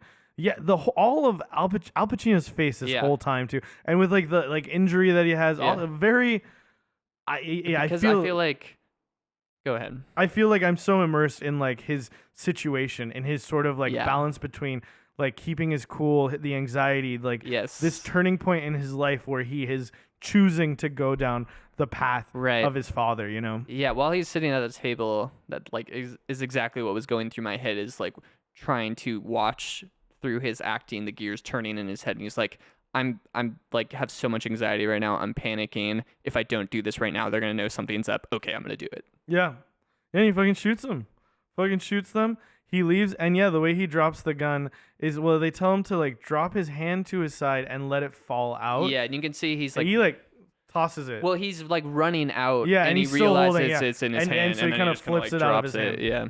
I would even say he completely does not drop it like this. And I love because Sonny goes, tell you to how to drop the gun or whatever. He's like, yeah. It's also just like the fact that they've like killed people in public so much that they are like, let me give you tips on how to like murder someone in public. Right. Because you don't want any heroes that say you don't have a gun anymore getting Yeah. a jump on you. Yeah. And I also love that when they find out where the place is, they're like, oh, that's the perfect place. It's got, people mind their own business and stuff. But yeah, then we get the newspaper headlines, the montage of all the guys staying together in like the sort of wartime. You got the dude on one of the mattresses that I saw writing with his left hand. I just point that out. Got pictures of the dead bodies, the old guy playing the piano, all of like the dead bodies. A lot of them making food. It's a lot of food. I feel like that's a very core. Like it Yeah, kind you of also adds see to the sense food of being community. thrown away. Well, Interesting. have you ever met an Italian person? Yeah. Yeah, they love talking about how much they love food. I mean, I feel like that's a lot of cultures. Yeah, for sure. But maybe Italians say it the loudest. Yeah, I mean, I work at an Italian restaurant, so I feel like I hear so many like East Coast Italian people. There's Just so much of The Sopranos is them just like eating Italian food. like, yeah. I mean, you got the cool Martin Scorsese story too, where like that's his mom like actually cooking, like in like Goodfellas. Yeah. But yeah, we can tell this is all like war has ratcheted it up. Yeah, and I think there's this really cool like shot with all these like headlines where like the different like they're doing like overlays and stuff. And there's this awesome one of like where you see Clemenza like is like sort of like in the frame of like this like newspaper thing. Very cool. Looks dope. I liked it a lot. yeah, and they also like set this up previously that like, oh well, like I think it was Michael's idea. Like we have people that are in the newspaper. Like we'll just say Yeah. that the captain was tied up with the drug cartels, and Which like, he was. Which he yeah, absolutely was. and it's like, yeah, people that'll turn people against them, and then it'll make us look better, and then like, yeah, you see that Feels headline very drop. political sort of like maneuvering. But yeah, no, that is Very a great relevant point. to today. Yeah, for sure. Very relevant every day. Yeah. We have the last headline. Vito's gonna go home finally. Yeah. I also love that they're not really hard and fast with the timeline. There's actually some points where I'm like, this is weird, like time wise, but whatever. After he returns from Italy, Sicily. yeah, it really feels like it. Like it's very like I have no idea how much time. Oh, is it starts passing. going super fast because there's a point where 3 years where he has Years a and 3-year-old years. child. Yeah, exactly. Yeah. But yeah, then we see all the cars leaving the hospital. The family waiting for Vito to arrive. They carry him up the stairs. There's a small moment of Carlo telling Connie to shut up, and I'm like, uh-oh. Yeah. Everyone's very excited. Everyone's very happy to have Vito back. Very sweet moment of them all like gathering around and like all the kids like telling him how much they love him and all that. Yeah. And then they have everyone who's not involved in the family business leave. Just like close the door. And then you have Carlo telling Connie to shut up at the table. And then we have Tom giving Vito the whole lowdown on what's happening. Yeah. Telling him Fredo's going to Vegas to learn and Fredo's like, I'm going to learn the casino business, Vito wants to know, but the only thing Vito wants to know is where Michael is. Yeah. And I love, again, his performance here as he hears that, and like Tom's hesitance to like tell him it was Michael because he knows this is going to be a gut punch for him. Yeah. And like, so good, and he's just like so disappointed that it was Super Michael. well done. Yeah, super well done. Yeah, you see the like sort of like acceptance, but like how difficult it is for him to process it. I think great visual acting. Yeah, really good. Then we have it's like a separate scene. We have Sonny talking about how he wants to kill the head of the Tattaglia family. Tom telling him to calm down.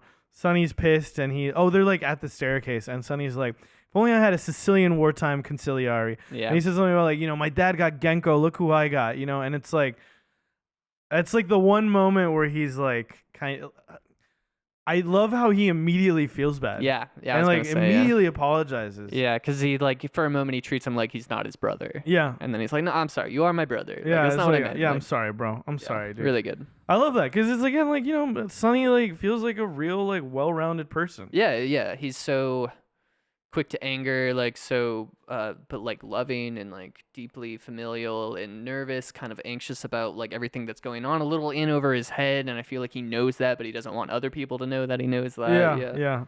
And then he's talking about some business at the dinner table. Connie says, Dad never discussed business at the table in front of the kids. Carlo tells her to shut up. Well, so first he says, it's Sonny who's talking about the business. No, that's what I'm saying. Right, yeah. And that's exactly what I was saying. Sonny is talking about the business. Right. Connie says, Dad never discussed business at the table in front of the kids. Carlo tells her to shut up. And then Sonny gets pissed, tells him never to tell her to shut up. And then you have Mama Corleone being like, don't interfere. And Carlo's like, hey, Sonny, Tom, after dinner, you guys want to talk? I feel like I could do more for the family business. And he goes, we don't talk about business at the dinner table. I love that. Very funny. Very funny. Yeah. Very good. Very good. Very well done. You got it. James Caan fucking killing it with the comedic timing on that. Really good. And then I think we go to Sicily with Michael. Michael walking around the Sicilian countryside. And I love I didn't catch his name, but the Don of this area. Don Tomasino. Yeah, he shows up. He rolls up. He's like, "What the fuck are you doing?" I love. He has such a. He's a small role in the movie, but like I feel like there's so much weight between how like he views Vito and stuff, or he's like it's almost like he kind of idealizes Vito, or like just has such a deep respect. Like he's so worried about something. He feels super indebted to him. It seems like yeah. He's willing to put himself in super compromised positions to help his friend. Like it feels like Michael has the power in this situation, even though it's his territory. Yeah, for sure. For sure. It feels like he is like. He has almost this he's taking care of like this like sort of guardian sort of thing where he is deferring to Michael but like being very protective, not in in an aggressive way. Yeah. And he warns him, your enemies know you're here. Yeah. And he asks him, did Sonny say when I can go back? He's like, that's out of the question, bro. And I also love it feels like, we see Michael sort of like struggling with like a word earlier in a scene. Now he's speaking a bunch of Italian, and then he has him like somebody translate for him later on, but like more and more you see him speaking like no English. And I love that it is using the Italian language and the culture almost as this like indicator of his transformation. Yeah, because he really does change here. Like it feels. His first wife is murdered. I think. Well, I just like even up to that. Like by the time he's like sitting outside, like basically being like, "Yo, I'm here to marry your daughter." Like he just feels like a totally different man at this point. Yeah, I think the full like metamorphosis is complete with Apollonia's death. Yeah. Then you have the secondary full transformation of like him. At the baptism. Yeah. But it does feel like obviously he's changed. He killed someone, but there's this sureness to him that I think you're speaking to that you see with the way he's like, I'm going to marry her. Yeah. Like he's just really owning this family and this lifestyle. Yeah. And what he wants to do, he wants to go to the town of Corleone. Yeah. The Don offers the car, but Michael's like, I'm going to walk. Which is very interesting. So I guess it's just like, because this is something you would see a lot in olden days where it's just like your surname was like the region you were from. So is that what I believe in the second movie we learned that that's not their last name. That that I think he takes it as like that makes sense. He takes the name of the town. I can't remember why. That makes Also, sense. when he's at the baptism, they say his last name is Rotzi, I think.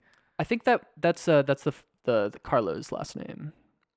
So no, it's the baby's they name. they say No? Michael Francis Rotzi. Oh, I thought that they might have named the child Michael. I think that's what I was thinking. Perhaps they did. That does make sense. That does make sense. Because he's the Godfather. Yeah. I'm a Godfather. You are? Yeah, my cousin Naroe, I'm his godfather. Oh, that's cute. Yeah. Nice. Do you renounce Satan? I mean, it's not like so you have to think about this. My family, so sure, Catholic by tradition. A lot of my aunts are a little bit more like new. Some of them are a little bit more new agey with their beliefs and stuff. The like whole thing, we like went out to like this really beautiful place and like we had this like ceremony that my aunt sort of like designed herself. So I wasn't asked to renounce Satan. It was not like a typical Yeah, I was Catholic curious if baptism. this is just like straight from how these Catholic baptisms go. I mean, I was baptized in a Catholic church, but unfortunately Me I can't too. remember Me what too. it was like because I don't think I've been to I've a been to another baptism since that. baptism, but it was extremely boring. It was like they were speaking in Latin the whole time. I had no idea what they were saying. I mean, this one looked pretty boring. The only reason it's I know. entertaining is because of like the juxtaposition. I know. But I didn't know if he was asking him if he renounced Satan or not. They get to Corleone. Yeah. And he says, "Where are all the men? They're Yeah. dead from all the vendettas." Yeah, that was a wild line to me. That was very cool. Yeah. I mean, so this is like post Mussolini Italy. I don't think the vendettas have anything to do with Well, like the fascist government. I think they literally mean like, I think it was like a town of like a lot. I think where the mafia, like Yeah. a lot of like fucking like where there was like basically like a mob war essentially. To me, it was like painting a picture of like this is what you're gonna go home to, basically, like in a way, Right. right? Like this is what happens when you get involved in these things. Yeah, I just can't help take into like that major war like being a domino effect for a lot of these kind of things, you know. Like, Yeah, I mean, we can look at what because when power what collapses in the references- government, like who's there to pick up the Yeah, for sure. pieces? I also think, I mean, Sicily is like an island. It's Yeah. off on its own. I think it's always had like somewhat of like an independence. I would be curious to hear about what like Mussolini's like opinion was of Sicily, because I mean, I think a lot of us think of the like this unified vision of these like nationalities, but there are a collection of several small kingdoms that only like were like united like in the 1800s, right? So Right. perhaps, because I mean, for example, like Franco was he like idealized the Basque people. Like he thought that they were like this symbol of like masculinity and Right. like that they should adopt as part of like the Spanish identity. And I wonder like if similarly maybe like Mussolini was like, whatever, who cares about the fucking Sicilians? Like Right. just send me oranges. I don't give a fuck. Be very interesting to know Right. about all the like politics going Right. on between the different regions of Italy during the fascist Fair. period. But I mean, you still had like the Allies invading via Italy and stuff, so I'm sure like I mean, they see the GIs are like still there. yeah, You know? yeah. But yeah, just the word vendetta to me felt very like you know mafioso, like yeah. very mafioso, very like Cosa Absolutely. Nostra, like backdoor dealings. For sure. And then yeah, and like I said, you see the GIs driving by. You have Fabrizio, he's the loud one, and I feel like this is kind of like a thing, right? It's either the loud one or the quiet one, never the in between one who's gonna fucking betray you, right? I had forgotten about him being the one to betray him. It's yeah. heartbreaking because he Yeah. seems like a nice. I mean, he's translating for him. He's Yeah, funny. He's he seems very like charming. he's got his back the whole time. Yeah. And, Yeah. Yeah. You got to wonder why he didn't just. Well, I guess he tried to there, but like, just like it's just you and one other guy. Just shoot him and leave. You know, if you're gonna kill him. Yeah, I think you gotta understand these people. These people kill so much. They're like They're like, you got to kill specific ways to send certain messages. Right, you know? right. Like a bomb in the car is just, I do love. We'll get there, but like, I love that he asks him like, "In Apollonia's not coming with you today." Like, okay, good. This is my chance, right? He didn't want to kill her, which I think is a nice humanization of this betrayal, right? yeah, and then we see, yeah, well, I mean, I think it's also, that's how these things work with like the mob. You'd probably like, hey, just him, Yeah. don't kill the wife, because you kill the wife, now like you got fucking I can't remember the guy's name, Her father. Vitelli. Yeah. You know, you have the Vitellis are all upset with you. Maybe they don't hold a lot of power, but And you're like, gonna get a there's low still hitman score. there's still respect, between all the different people here. Right. I love him, man. I love that game so much. But yeah, then we see Michael fall in love with Apollonia. She's Yeah, just like walking by randomly. Classic love at first sight, and struck by a thunderbolt is what Yeah, he even says it, Fabrizio yeah. says. Yeah. It's very funny and good stuff. And then I love that they pull up to get a drink to this place, the Vitelli owns, and they're gonna get a drink. And they're talking about women, and he's like, all the women here, and the guy's like so jovial, and then slowly realizes they're talking about his daughter. Yeah, I love Gets that. pissed off, storms back inside. He's like, Yeah. no, there's no one like that. Yeah. Because they like say something about how she is a more Greek than like Italian That's what looking, tells him, which yeah. I think is a very interesting little line. Yeah. And then her name, of course, Apollonia, feels very reminiscent of like Apollo. of Greek, like a Greek name. Yeah. But yeah, then like I love it. Like you're saying, you see Michael like he kind of stays cool, and he's like, I know what I want. I don't know how I'm gonna go about this. Yeah, this was when it really stood out to me, just how much he's transformed here. Because it's even just the way he's sitting. Like he's just like totally in control, leaned back, his legs like spread wide, basically, just so calm and collected. This is a different man. Yeah, he tells him to go in there and bring him out. He apologizes to him and is basically like, I want to marry your daughter. Like, I love that line where he's like, my name is Michael Corleone. My enemies would pay a lot of money for that information, but then your daughter would lose a father instead of gaining a husband. Yeah, it's so good. Good stuff. And then you see Michael comes over, dressed really nicely with gifts. Vitelli introduces him to everyone, and Michael, he gives Apollonia a necklace. And then I think it's the next scene, is like her wearing the necklace. Yeah, and they're kind at of, the like, table at the showing restaurant. off that she's wearing it, which is like her kind of basically being like, let's hook she up. like glances over at him, like you can tell that. I think at this moment you're not really sure if she's interested, and with that you have the confirmation of like, she seems to reciprocate some of these feelings. And I love the reaction. It's such a small thing, but they could have had the two ladies like right next to her, like the older women, just doing whatever, talking, not even noticing this interaction, but they both like do notice it, and you could see the glee on their face. They're like, oh, young love. Like, it's very cute. Yeah, we got Michael and Apollonia walking down the road. This is sort of like them like getting to know each other and stuff. He stops her from falling. Yeah, this is another really evocative shot to me, because it's them walking, and then the women and then following slowly from a distance, you see the women come in, and then then the it's bodyguards. back, and then the bodyguards, and it's like, this is all, there's this ominous layer beneath everything here. Yeah, it's almost like you can suspend, oh my god, there's not danger, I'm falling in love, and it's like, no, there's impending, there's danger around every corner. Yeah. But also just like the interesting cultural vibe of like this group of women who are just kind of like overseeing their walk together. You know? It feels very old school, like courting thing, where it's okay, let's have the women sort of like chaperone them. Yes, exactly. I thought that was very interesting. And we're back in New York. A bunch of people are standing around a house, and then you realize, oh, it's Sonny. He's at his gumaz, and he's leaving, and they're like, gotta go pick up my sister. Right. And then he sees her face. I love the way that it's done is very good. Connie opens the door, turns away immediately to hide her face. Yeah.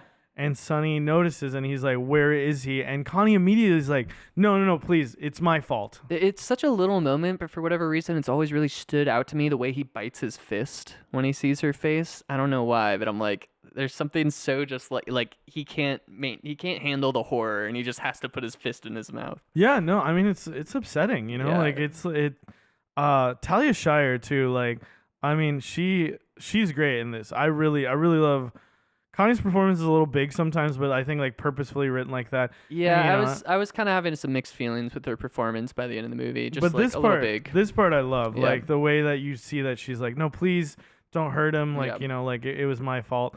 And then this is the part, where we see Carlo out on the fucking stoop, doing some business. And this is where Sonny comes and starts beating the shit out of him. Yeah, and I think he even says the same line to like, or a similar line to Connie, where he's like, "What, you think I would you think I would take away your child's father or something like that, you know?" And then and immediately goes to kick his ass. Yeah, he does say something. Oh, what am I gonna do? What are you talking about? What are you like? Make your kid father. I'm not gonna do it. And then he's like, no, I'm gonna beat the shit out of this guy. Yeah, is like bad as the punches look. It is such a satisfying scene. Well, the way he takes off his shoe and fucking throws it at him, and it's so fucking funny. And he's holding onto the rail and he bites his hand, and then he takes the trash lid. First he takes the trash can and then the trash lid. It's really good. It just leaves him like under the fucking like open like fire hydrant, like just like sitting there, Yeah, really good, very cathartic feeling. Yeah, it's fuck great. Carlo. And then we have Michael and Apollonia getting married. Yeah. I love the guards dress nice too. That was kind of cute. They still have their like guns though. Yeah. I also just the moment of the band marching with the sheet music like attached to their instruments while they're marching. I know that's something people probably do, but like I don't know. Yeah, that's what we did in Pep Band. Oh, really? That's funny. I've I've done it several times. That's cool. I like it. Yeah, I mean, how else are you gonna do it? You're not gonna memorize the whole song. That would be insane. Yeah. It seems like such a solemn occasion though for something that's so like happy, because we saw the wedding at the beginning. It was so festive. Yeah. But like this one feels there's this sort of nobody like, else is dancing. It's just Michael and well, Apollonia. so the Vitelli and his wife stand up to start dancing towards the end, but like we sort of like cut before that. Right. And I do love how they have them in like the middle of a circle of chairs as well. Also, we see Don Tomasino in a wheelchair, which I was like, just a random little side thing, not really explained or touched upon anymore, but just something to notice. Yeah. And we get like an intimate love scene. This is kind of infamous because I believe that actress is 17 when they filmed this. Oh, wow. Yeah. Wowie zowie. That tracks. Kay shows up to try and drop off a message, shows up to the Corleone household. Yeah, I love his reasoning for not accepting the letter. Good. He's like, if I accept this could be used in a court of law as evidence of me knowing where he is. And I'm like, yeah, that's good stuff. And then after that, we have Connie answering the phone, and it's Carlo. It seems to be Carlo's Guma, calling after him, saying that she's gonna be late. Yeah, I love the way this is written, because it's not that makes her like explode. It's that he made her cook and then is like, I'm not hungry. And then that's the fucking straw that broke the camel's back. That pissed me off so fucking much. Yeah. I was like, you were demanding this woman cook for you, and then you're just like, you know what? Actually, no, I'm just gonna go. Also, you married the most powerful man in your fucking neighborhood, if not your city, like daughter, because you wanted to gain some sort of like advantage, probably. But like, why are you being so carefree, like about like hitting her with a belt and shit? I was like, if that were me, if I was married to her, I would probably be so like straight and narrow. Yeah, I would like be. I'm not gonna put up. Are you fucking serious? Like, for obvious reasons. I mean, yeah. Since like, plus, first of all, you already got your ass kicked. First of all, I would like. First of all, I don't like domestic violence. Not fucking cool. Do not condone that. But like, just on top of that, just the threat of like this guy like would have no problem having you killed. Like, are you really so confident in the fact like, oh, you wouldn't kill like your son? Like, dude, get over yourself, man. Yeah, for me, it's very much like if I'm trying to get inside his head, it's just like the power he feels to have power over this daughter. Yeah. Absolutely. I think it's also there's a lot of like maybe like cultural elements of like how women were treated. In the U.S. back then, and maybe traditionally within like these very like macho like sort of like still cultures, to this like day, unfortunately. These like very macho cultures, like Sicilians, like Latinos have a similar population for being very like macho. So I mean it's believable, but at the same time like you're a fucking fool, dude. Yeah, he's a fool. Then. Oh yeah, and he says all you Corleones are murderers, which is a funny because line. she pulls the knife on him. He's like, you're murderer, just like your father. I do love watching her freak out and breaking all the plates. Yeah. It's like you said, like a little big, maybe. Like she comes off like a little hysterical, but like I guess reasonably so in this scene, Yeah, and I mean, like I think as heartbreaking scene. As much as like people will watch these things and be like, "That's so wild, that's so big." It's like, I mean, dude, like I it's not really that wild. Like people react like that for sure. Like Yeah. like that's not that crazy. And Yeah. like Italians, a little hot blooded. I can relate. Us Latinos are very passionate people too. Um, but yeah, so I don't know. I do also just the way they're yelling at each other and the shit they're saying is fucking insane. But very yeah, very very heartbreaking. The way like he busts into the bathroom at the end and you Yeah. don't see And then you what don't see happened, what and yeah, it's just exactly. hear the screams. It's And really then awful. Cut to Mama Corleone on the phone, which is, I believe, what she is credited as in the. Yes, Morgana King plays Mama Corleone. That's so funny. I didn't know who she was for the majority of the movie, and then Really? yeah, and Vito mentions he's like, yeah, my wife's upstairs. I'm like, wait, who's your wife? Like, wait, that's right, you have a wife, right? Like, Yeah, the woman that he's standing next to in the picture at the beginning of the yeah, movie. there's just a lot of older women. I don't know. I just didn't. It was pretty clear to me that she was the matriarch. I'm sure She I'll also notice it gets if up. I watch She again. also gets up and sings in the beginning Oh, during yeah. the wedding. That was very cute. Very The cute. whole singing part was very Yeah, funny, and yeah. everybody's laughing, and I'm like, I Yeah, wish I I love was at that the wedding. older guys singing, and I can't understand what they're singing about, but it seems like a lot of sexual innuendo stuff going on. It's very funny. Yeah, very funny. Sonny gets the call. Well, after Mama Corleone gets the call. Well, yeah, she's on the phone with Connie, and she's like, I can't understand what she's also holding a The crying baby, yeah. and she's like, can't hear you, the baby's crying. And then she hands the phone off to Sonny. And I love this. Another great, just like visual sort of like facial expression performance. Just Sonny like, okay, stay there, and like fucking pissed, storming off, And Tom again tries to stop him. Yeah. You can see. Yeah, because Sonny leaves in a car by himself. Like, Yeah. and so often And you're we're in seeing, the middle of a war right now. also like, so often you're seeing everyone be driven places. Yeah. So it was wild for me to see just like Sonny be like, nope, I'm taking this on my own. And yeah, they send a car after him. And then the toll booth scene, fucking extremely iconic, so Yeah. brutal, like again, and amazing. it's so easy to be like, that's overkill, but it's like you have to remember these moves are like, these are messages that are being sent that is just like, Plus, they shot the Don 5 times and he survived. Like, people are hard to kill sometimes.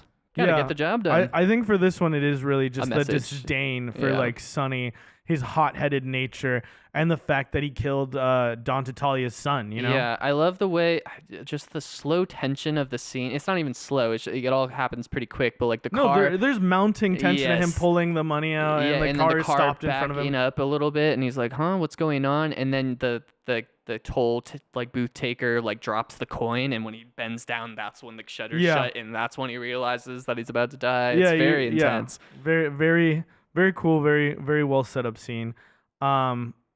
And then just see the car pulls up with the other guys. They don't Right even like come after, up yeah. all the way. They just like come up to like see him, and then they like leave Yeah. to go tell them what's Very up. like reasonable reaction. Yeah. Yeah. And then Tom Hagen alone reflecting in the den. This scene, bro. This is so good. Vito walks in. Yeah. Asks him to share his drink.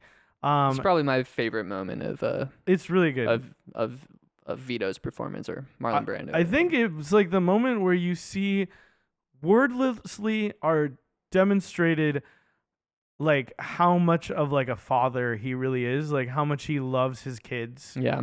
because of like not just the fact that he's lost one, but how he's also consoling his other kid, at the Yeah. same time. In the way that he gets told the news, and the whole back and forth is so good. Like he's like, "So what's everyone seem to know that I don't know? Maybe it's time to tell me." And he's like, "And Because he you." does say that his wife is upstairs crying. Yeah, and he's like, "Well, I didn't tell her I was going to tell you, but you had to have a drink first. Well, you've had your drink, and now tell me." And so he tells them, and just like this performance here where he has this moment where it overwhelms him. He has this small break, and then he pulls himself together like pretty quickly, and it's just like back to business. Like, okay, we're going to end this, call the other families. And then he kind of like breaks down again. It's so realistic and Yeah. like powerful. I love it. I love how he says, "I don't want any vengeance. Let's call a meeting. Let's end this." And then we bring in Bonacera from the beginning as well. He's like, "I'm gonna need his favor." And I love that when they go into like because he's an undertaker, as I mentioned in the beginning, he really just like, please, like, can you do your best to make my son? I don't want my wife to see him like this. Yeah, and the famous line, "Look how they massacred my boy." Look how they massacred my boy. So good. It is kind of funny though to me. Like, it's very tragic, but I'm watching and I've just heard people say it so So much many about so many times, right? stupid things. And he is like, his performance is like you have to be like locked in and you have to be like you have to accept it because there are moments where I'm like this is ridiculous. Like I know what you like sound like normally. I've seen you in other movies. And look how they massacred my boy. It's like God, dude, this is so fucking there's a lot going on. There's a lot of ham, a lot of prosciutto. Yeah. And I'm okay with it. I love it. I love it. No, I love it too. I think it's just some of these movies that have been like memed so much, like sometimes Absolutely. you're like taken out of it a little bit. Totally. Michael's teaching Apollonia how to drive. Which is very cute. Very cute. The setup of her downfall though. Yeah, and then the Don shows up.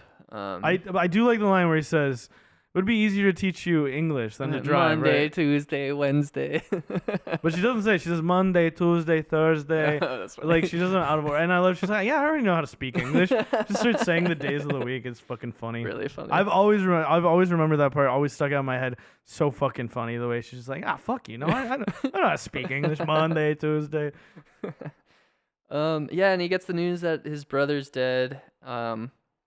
Great performance from him receiving that. And then I think that it's just like the next moment he's like on the balcony looking out. Because he tells them like get the car ready. He has to move them to a villa. Yeah. And then they're at the villa, and he tells Fabrizio he wants to get the car. He wants to send. And then he asks him. Fabrizio asks about Apollonia, and he's like, "No, I'm gonna send her to be with her dad until things are safe." And then you see in the next moment, Michael's asking Kahlo where Apollonia is. Kahlo's the other bodyguard, and he's like, "She wanted to surprise you with the car." Yeah, and then he sees Fabrizio leaving. He's like, "Where are you going?" And then he starts running again. Yeah. The instinct's just immediately like, "Oh fuck." Good moment of like the way that like their eyes meet. Yeah. And he's like, "What are you He doing?" immediately reads what's happening. Yeah. This is like, well, I mean, it's weird, right? Like, why are you like you're supposed to go with me? Like, what are you doing? And then like, and then like, Apollonia, no, another classic fucking line, and the car fucking blows up. Brutal. Fucking tragic. Brutal. Yeah. The meeting of the 5 families back in New York. Amazing scene. I love again all the pomp and circumstance. Vito thanking everyone for traveling so far. Thanking the people for setting up the meeting, and then thanking Yeah. each of the individual people for showing up. And I hadn't really thought about this because you don't really know the ins and outs of the Tattaglia family tree, but Yeah. he says we both lost sons, and I was like, yeah, that makes sense. Yeah, I mean Bruno was like, his probably like his eldest son, and yeah, I don't know. It seemed like a good sort of appeal to like, let's end this. I don't want to lose any more kids. It's also just like a great context for why this went down this way and where the resentments against the Corleone family comes from, which is like Vito has all the judges and politicians in his pocket compared to everyone else. So they need to go through him if they want some like stronger political maneuvers. And they say that he's refusing to share. And he's like, "When have I ever refused? I refused one time." And like, so good. Such good setup. And then they're talking about whether or not they're gonna like sell drugs. And this is the moment where you see that Barzini, like I noticed it too, like the way that they're talking about whether or not they should sell drugs. And also like Barzini says something about like, well, when you refused, like, a friend doesn't do that, and like you see, oh, he has some resentment as well. I love how like it's just like peppered in there. Yeah, really good. But they decide they're gonna they're gonna sell drugs. They're just not gonna. They're going to be, like, very specific about it. It's going to be controlled. They're not going to sell it to kids. Going back to that moral code theme, right? We're like, well, we're not going to be animals about this, right? Like, well, the way he uses the word animal specifically is so fucked up. And I do just want to shout out that he says that, because there is all this honor, but then you do see the thing where he's like, yeah, I mean, I would probably just do it in, like, black neighborhoods, because they're already, like, it's animals. Such a twisted moral code, but it is a moral code. And it's just, like, so fucking tragic. Just, like, people, like, shitting on Italians, and then shitting on like whoever. Yeah. It's like, I don't know. It fucking sucks, Yeah. It's a fucking bummer. Racism sucks. Xenophobia sucks. Get fucking over it. Yeah. Islamophobia sucks. Absolutely. Homophobia. Shout out Zoran. Yeah, dude. Right now. Votes ending. Shout out right now, Zoran. Election day. Are you listening, Zoran? I want free bus too. I want rent freeze. The line from Bazzini specifically, a refusal is not the act of a friend. Yeah. Good line. But yeah, okay, they all make up. Vito says he won't break the peace. Him and Talia hug, and everybody claps. I love the like his one like because he's so cordial, he's so like reasonable, and he's like, but I actually have selfish reasons for this.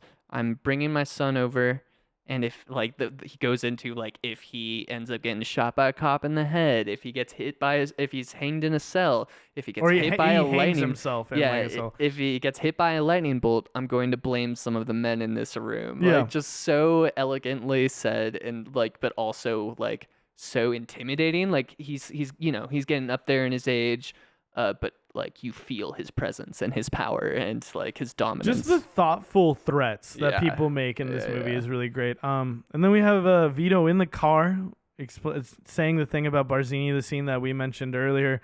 And again, I love how you kind of think like, oh, he's like losing his grip, like, and through the way Tom responds, and then it's like, no, he's like on it. He sees how everything's been moving now. Yeah, it was Bazzini all along.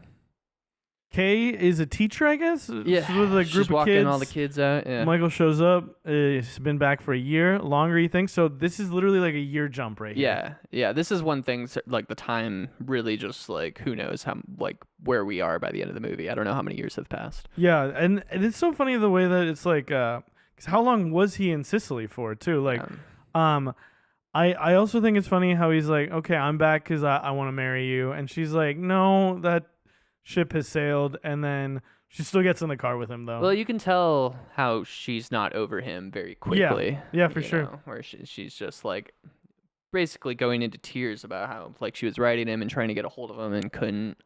Yeah, and then we already mentioned this whole part, but the whole thing of like my father's no different than any other powerful man. And this is very good. Yeah, it's very good. So good. Clemenza is arguing with Michael about Barzini closing in on their territory. Yeah, I just got to point out, and he proposes to her. Like, that's so wild that he's like... Yeah, he says, I'm going to marry... Like, I came back because I want to marry you. It's been years, and he's just like, let's get married. That's so wild. Dude, he's a new man. He's a super powerful guy who gets whatever he wants now.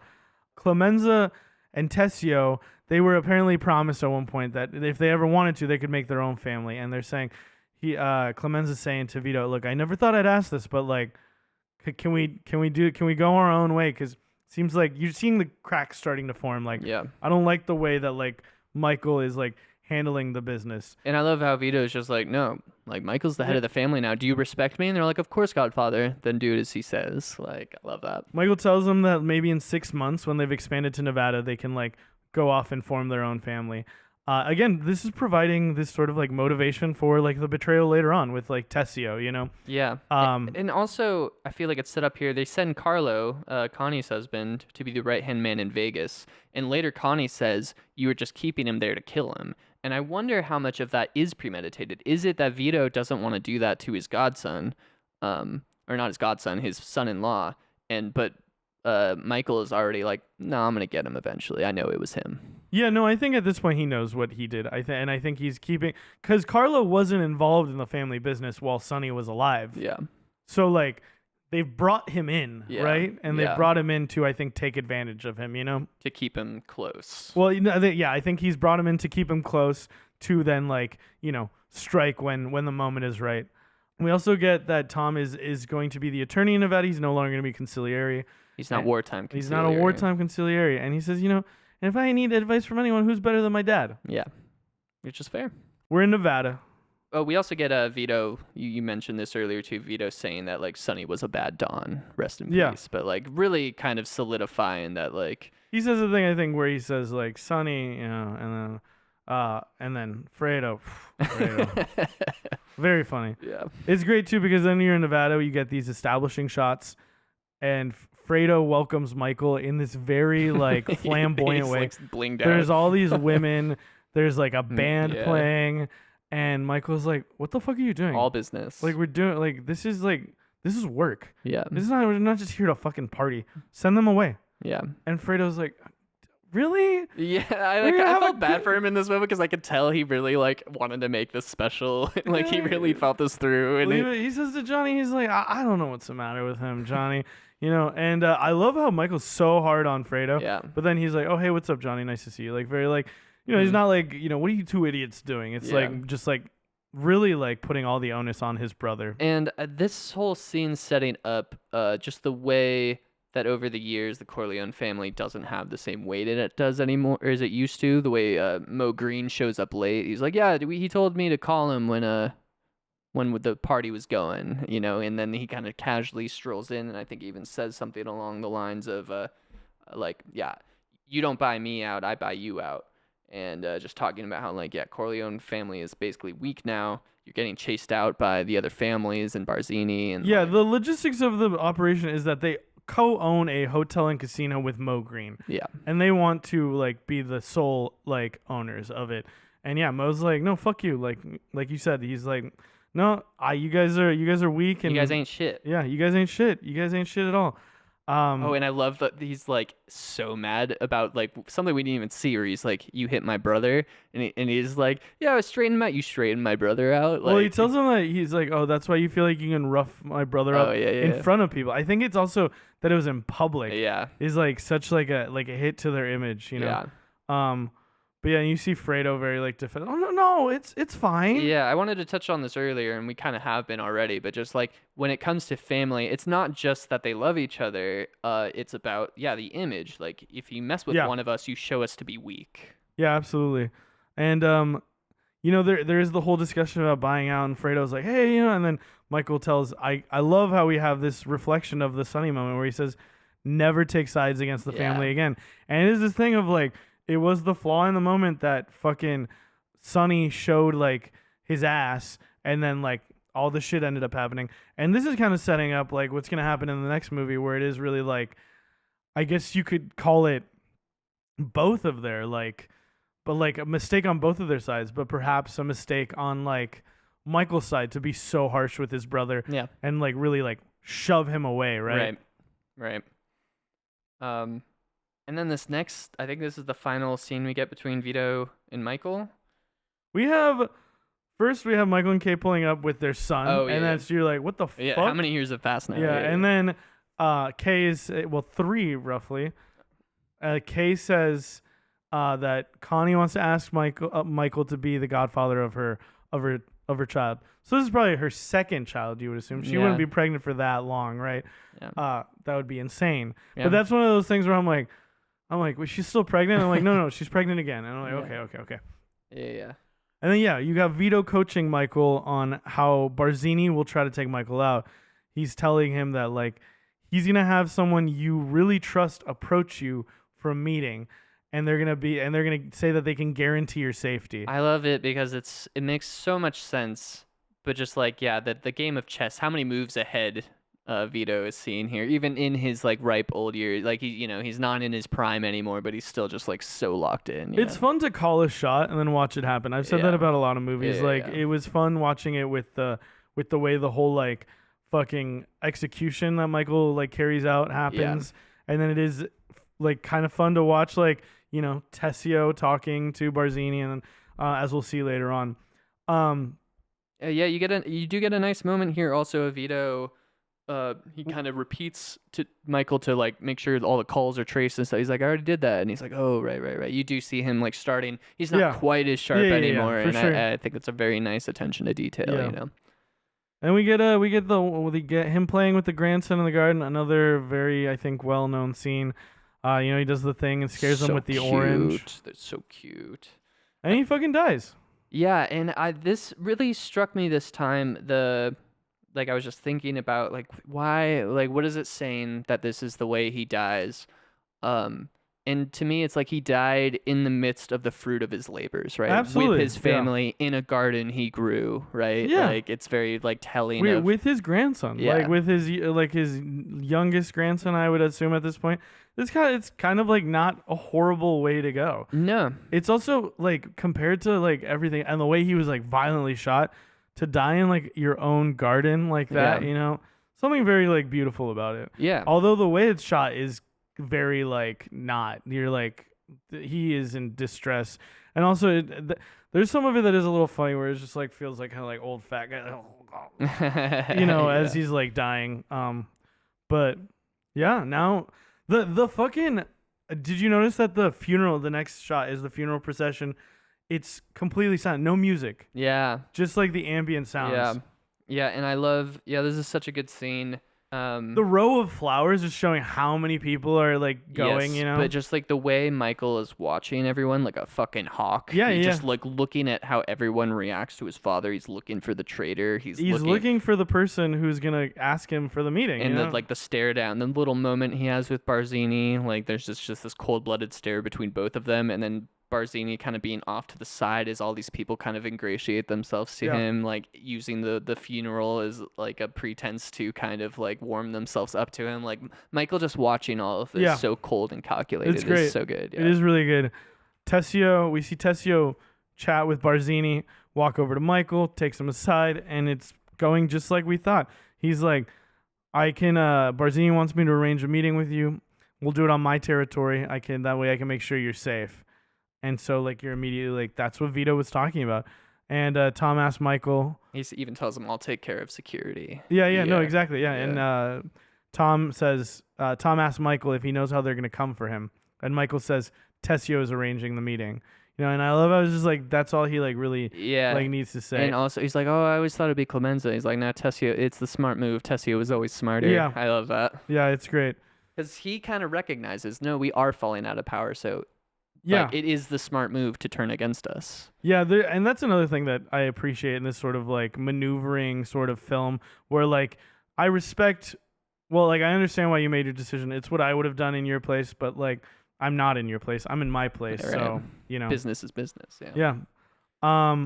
And Michael says he's going to wait until after the baptism to make his move, and though. This baptism scene, I mean, one of the most iconic film scenes of all time, for sure, right? Like, just this intercutting, this slow tension with the organ music and the frickin', Michael giving his vows to be the Godfather, and you seeing all the assassins get ready for their kill and everything falling into place. And the It's renouncing of so Satan good. while you're sitting behind the scenes like as a fucking evil mastermind. Yes, yeah, and just the fact that it's that moment of, do you renounce saying I do? That's right when the killing starts. Yeah. So perfectly done. Yeah, it's great.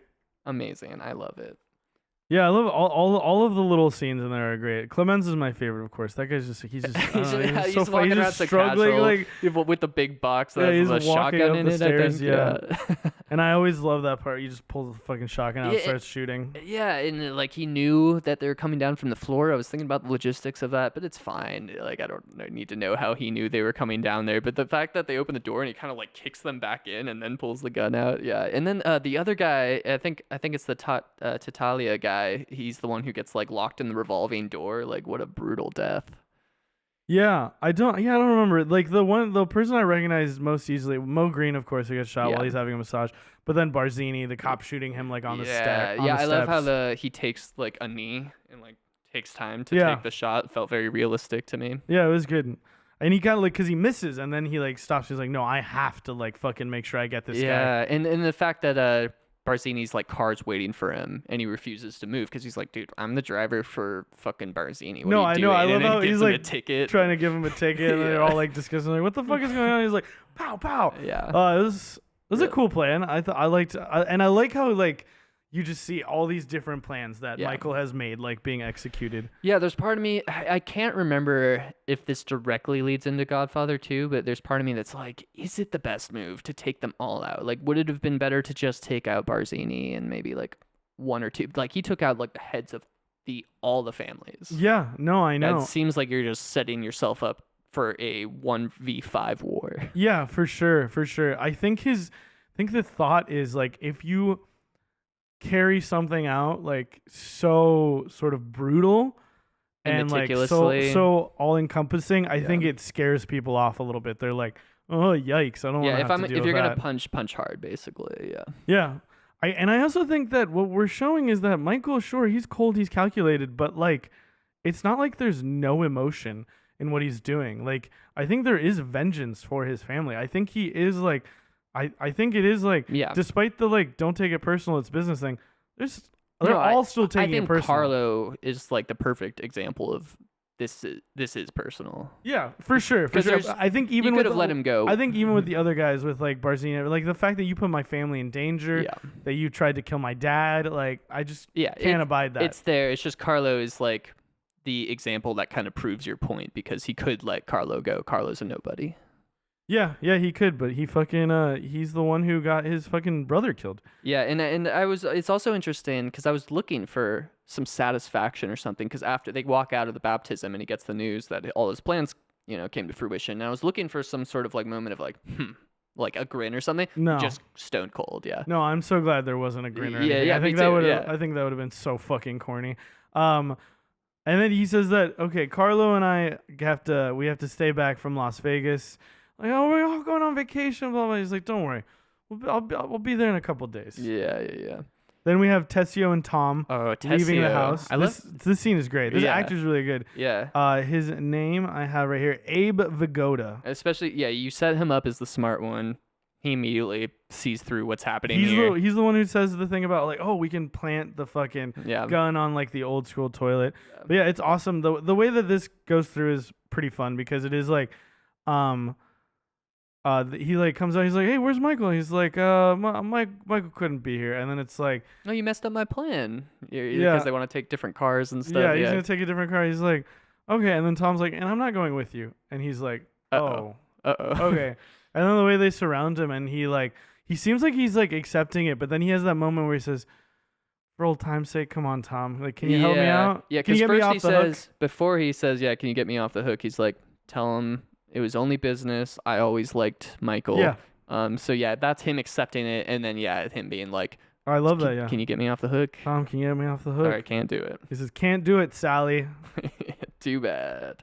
But yeah, I love that just kind of honorably walking off the plank type of vibe. He gets in the car. He doesn't have to be dragged in. Yeah, right? yeah. No, it's good. It's good stuff. I mean, he like accepts his fate. Yeah. A person who has a hard time accepting their fate is definitely Carlo. Yeah. In this next scene, we have Michael Amazing and Tom scene. arriving with him. Oh no, Carlo's waiting for them. He's like on the phone, Yeah. and I was like, oh, is he like talking to like a contact, another crime family? I don't know, but regardless, the way that Michael is immediately like, you have to answer for Santino. Yeah. And he tells them all the family heads are dead.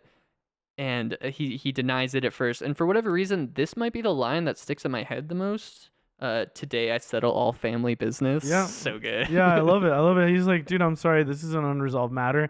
I can't keep going without acknowledging this.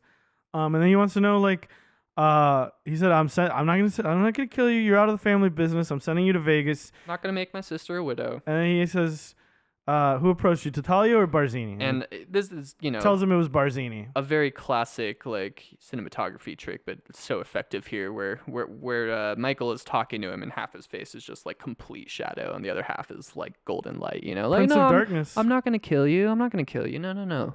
That's my guy, Gordon Willis. Love it.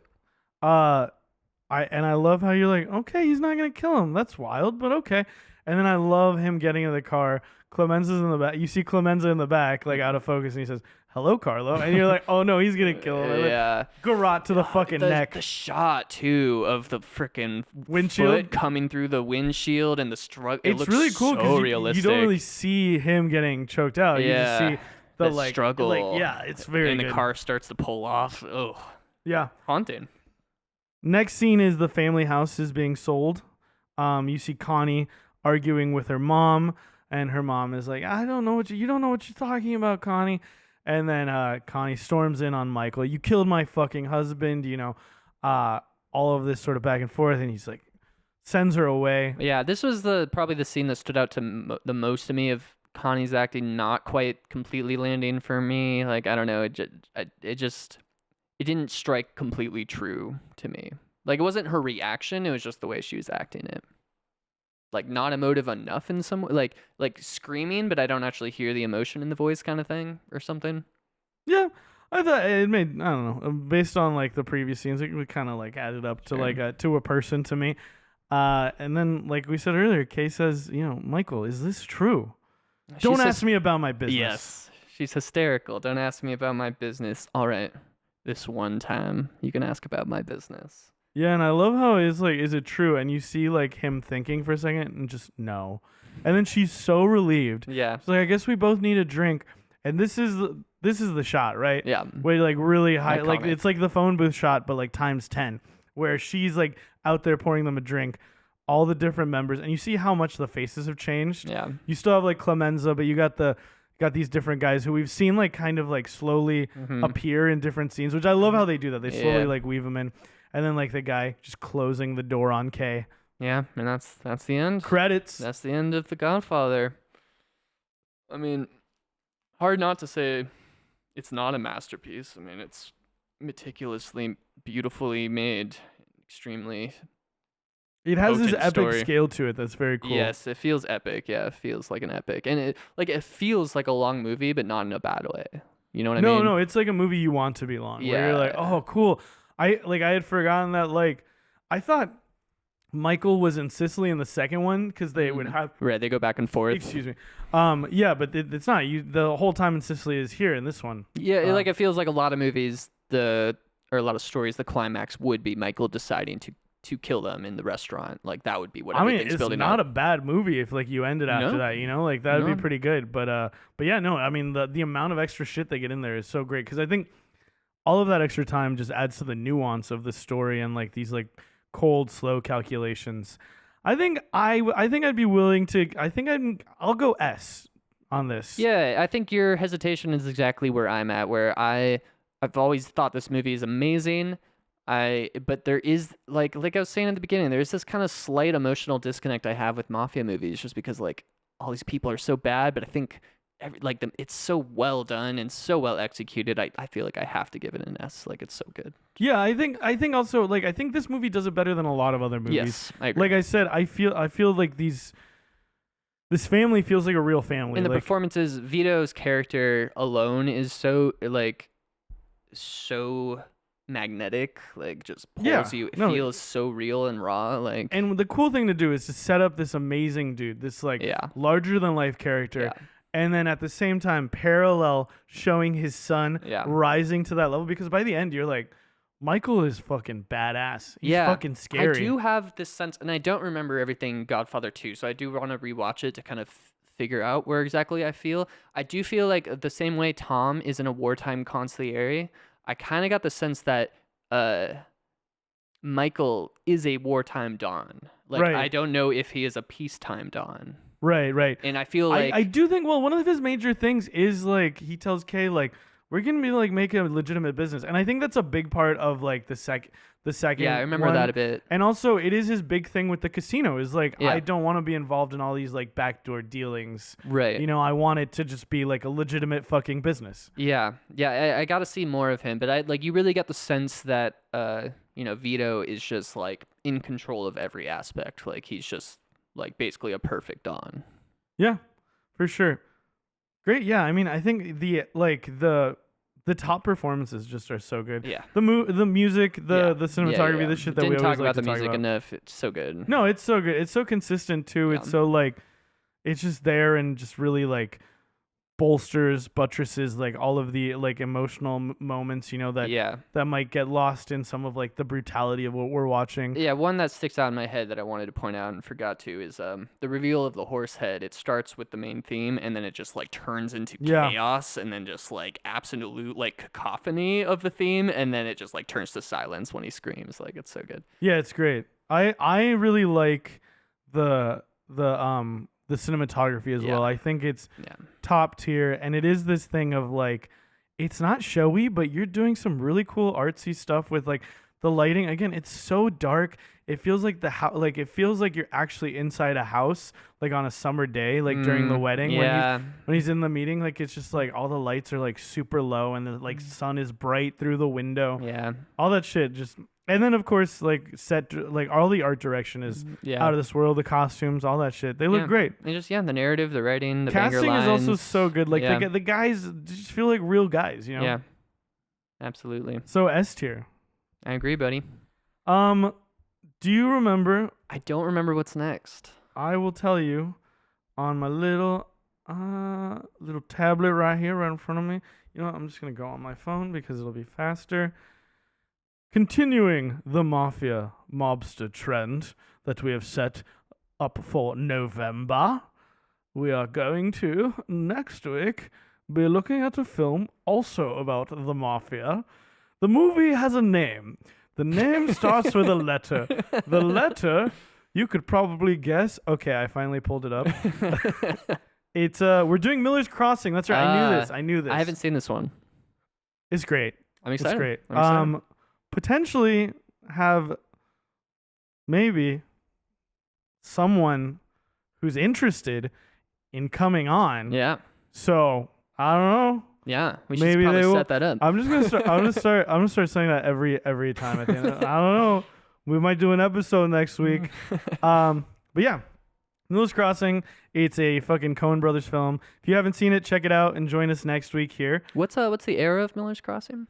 The era. Yeah, like the time. It's the 1900s. It's like 1920s. Oh, okay. 1920s mobsters. Cool.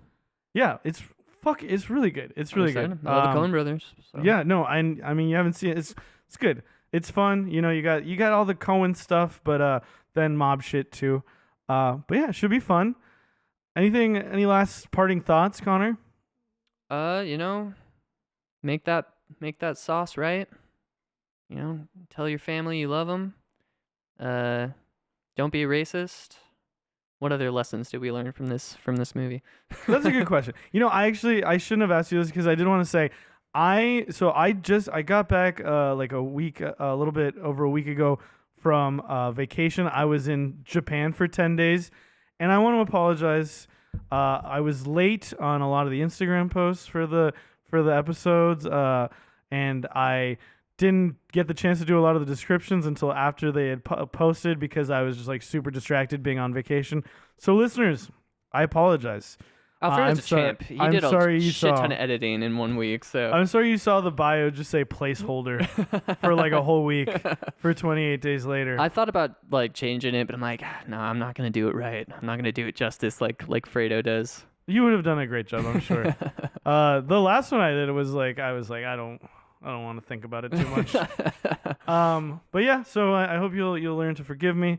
I promise next time I won't go on vacation. I'll just stay and record more podcast episodes. That's right.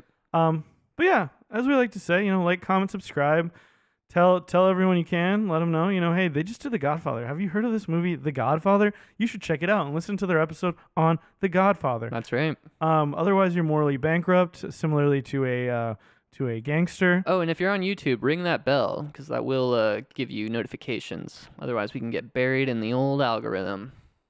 Yeah. Do that. Do that. Ring that bell. Ring that bell. Just like ring my bell.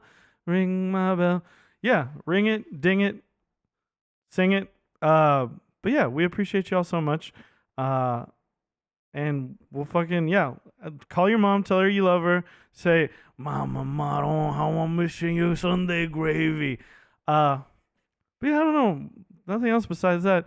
Says, you know, watch movies. Hey, where can I get a cannoli in here?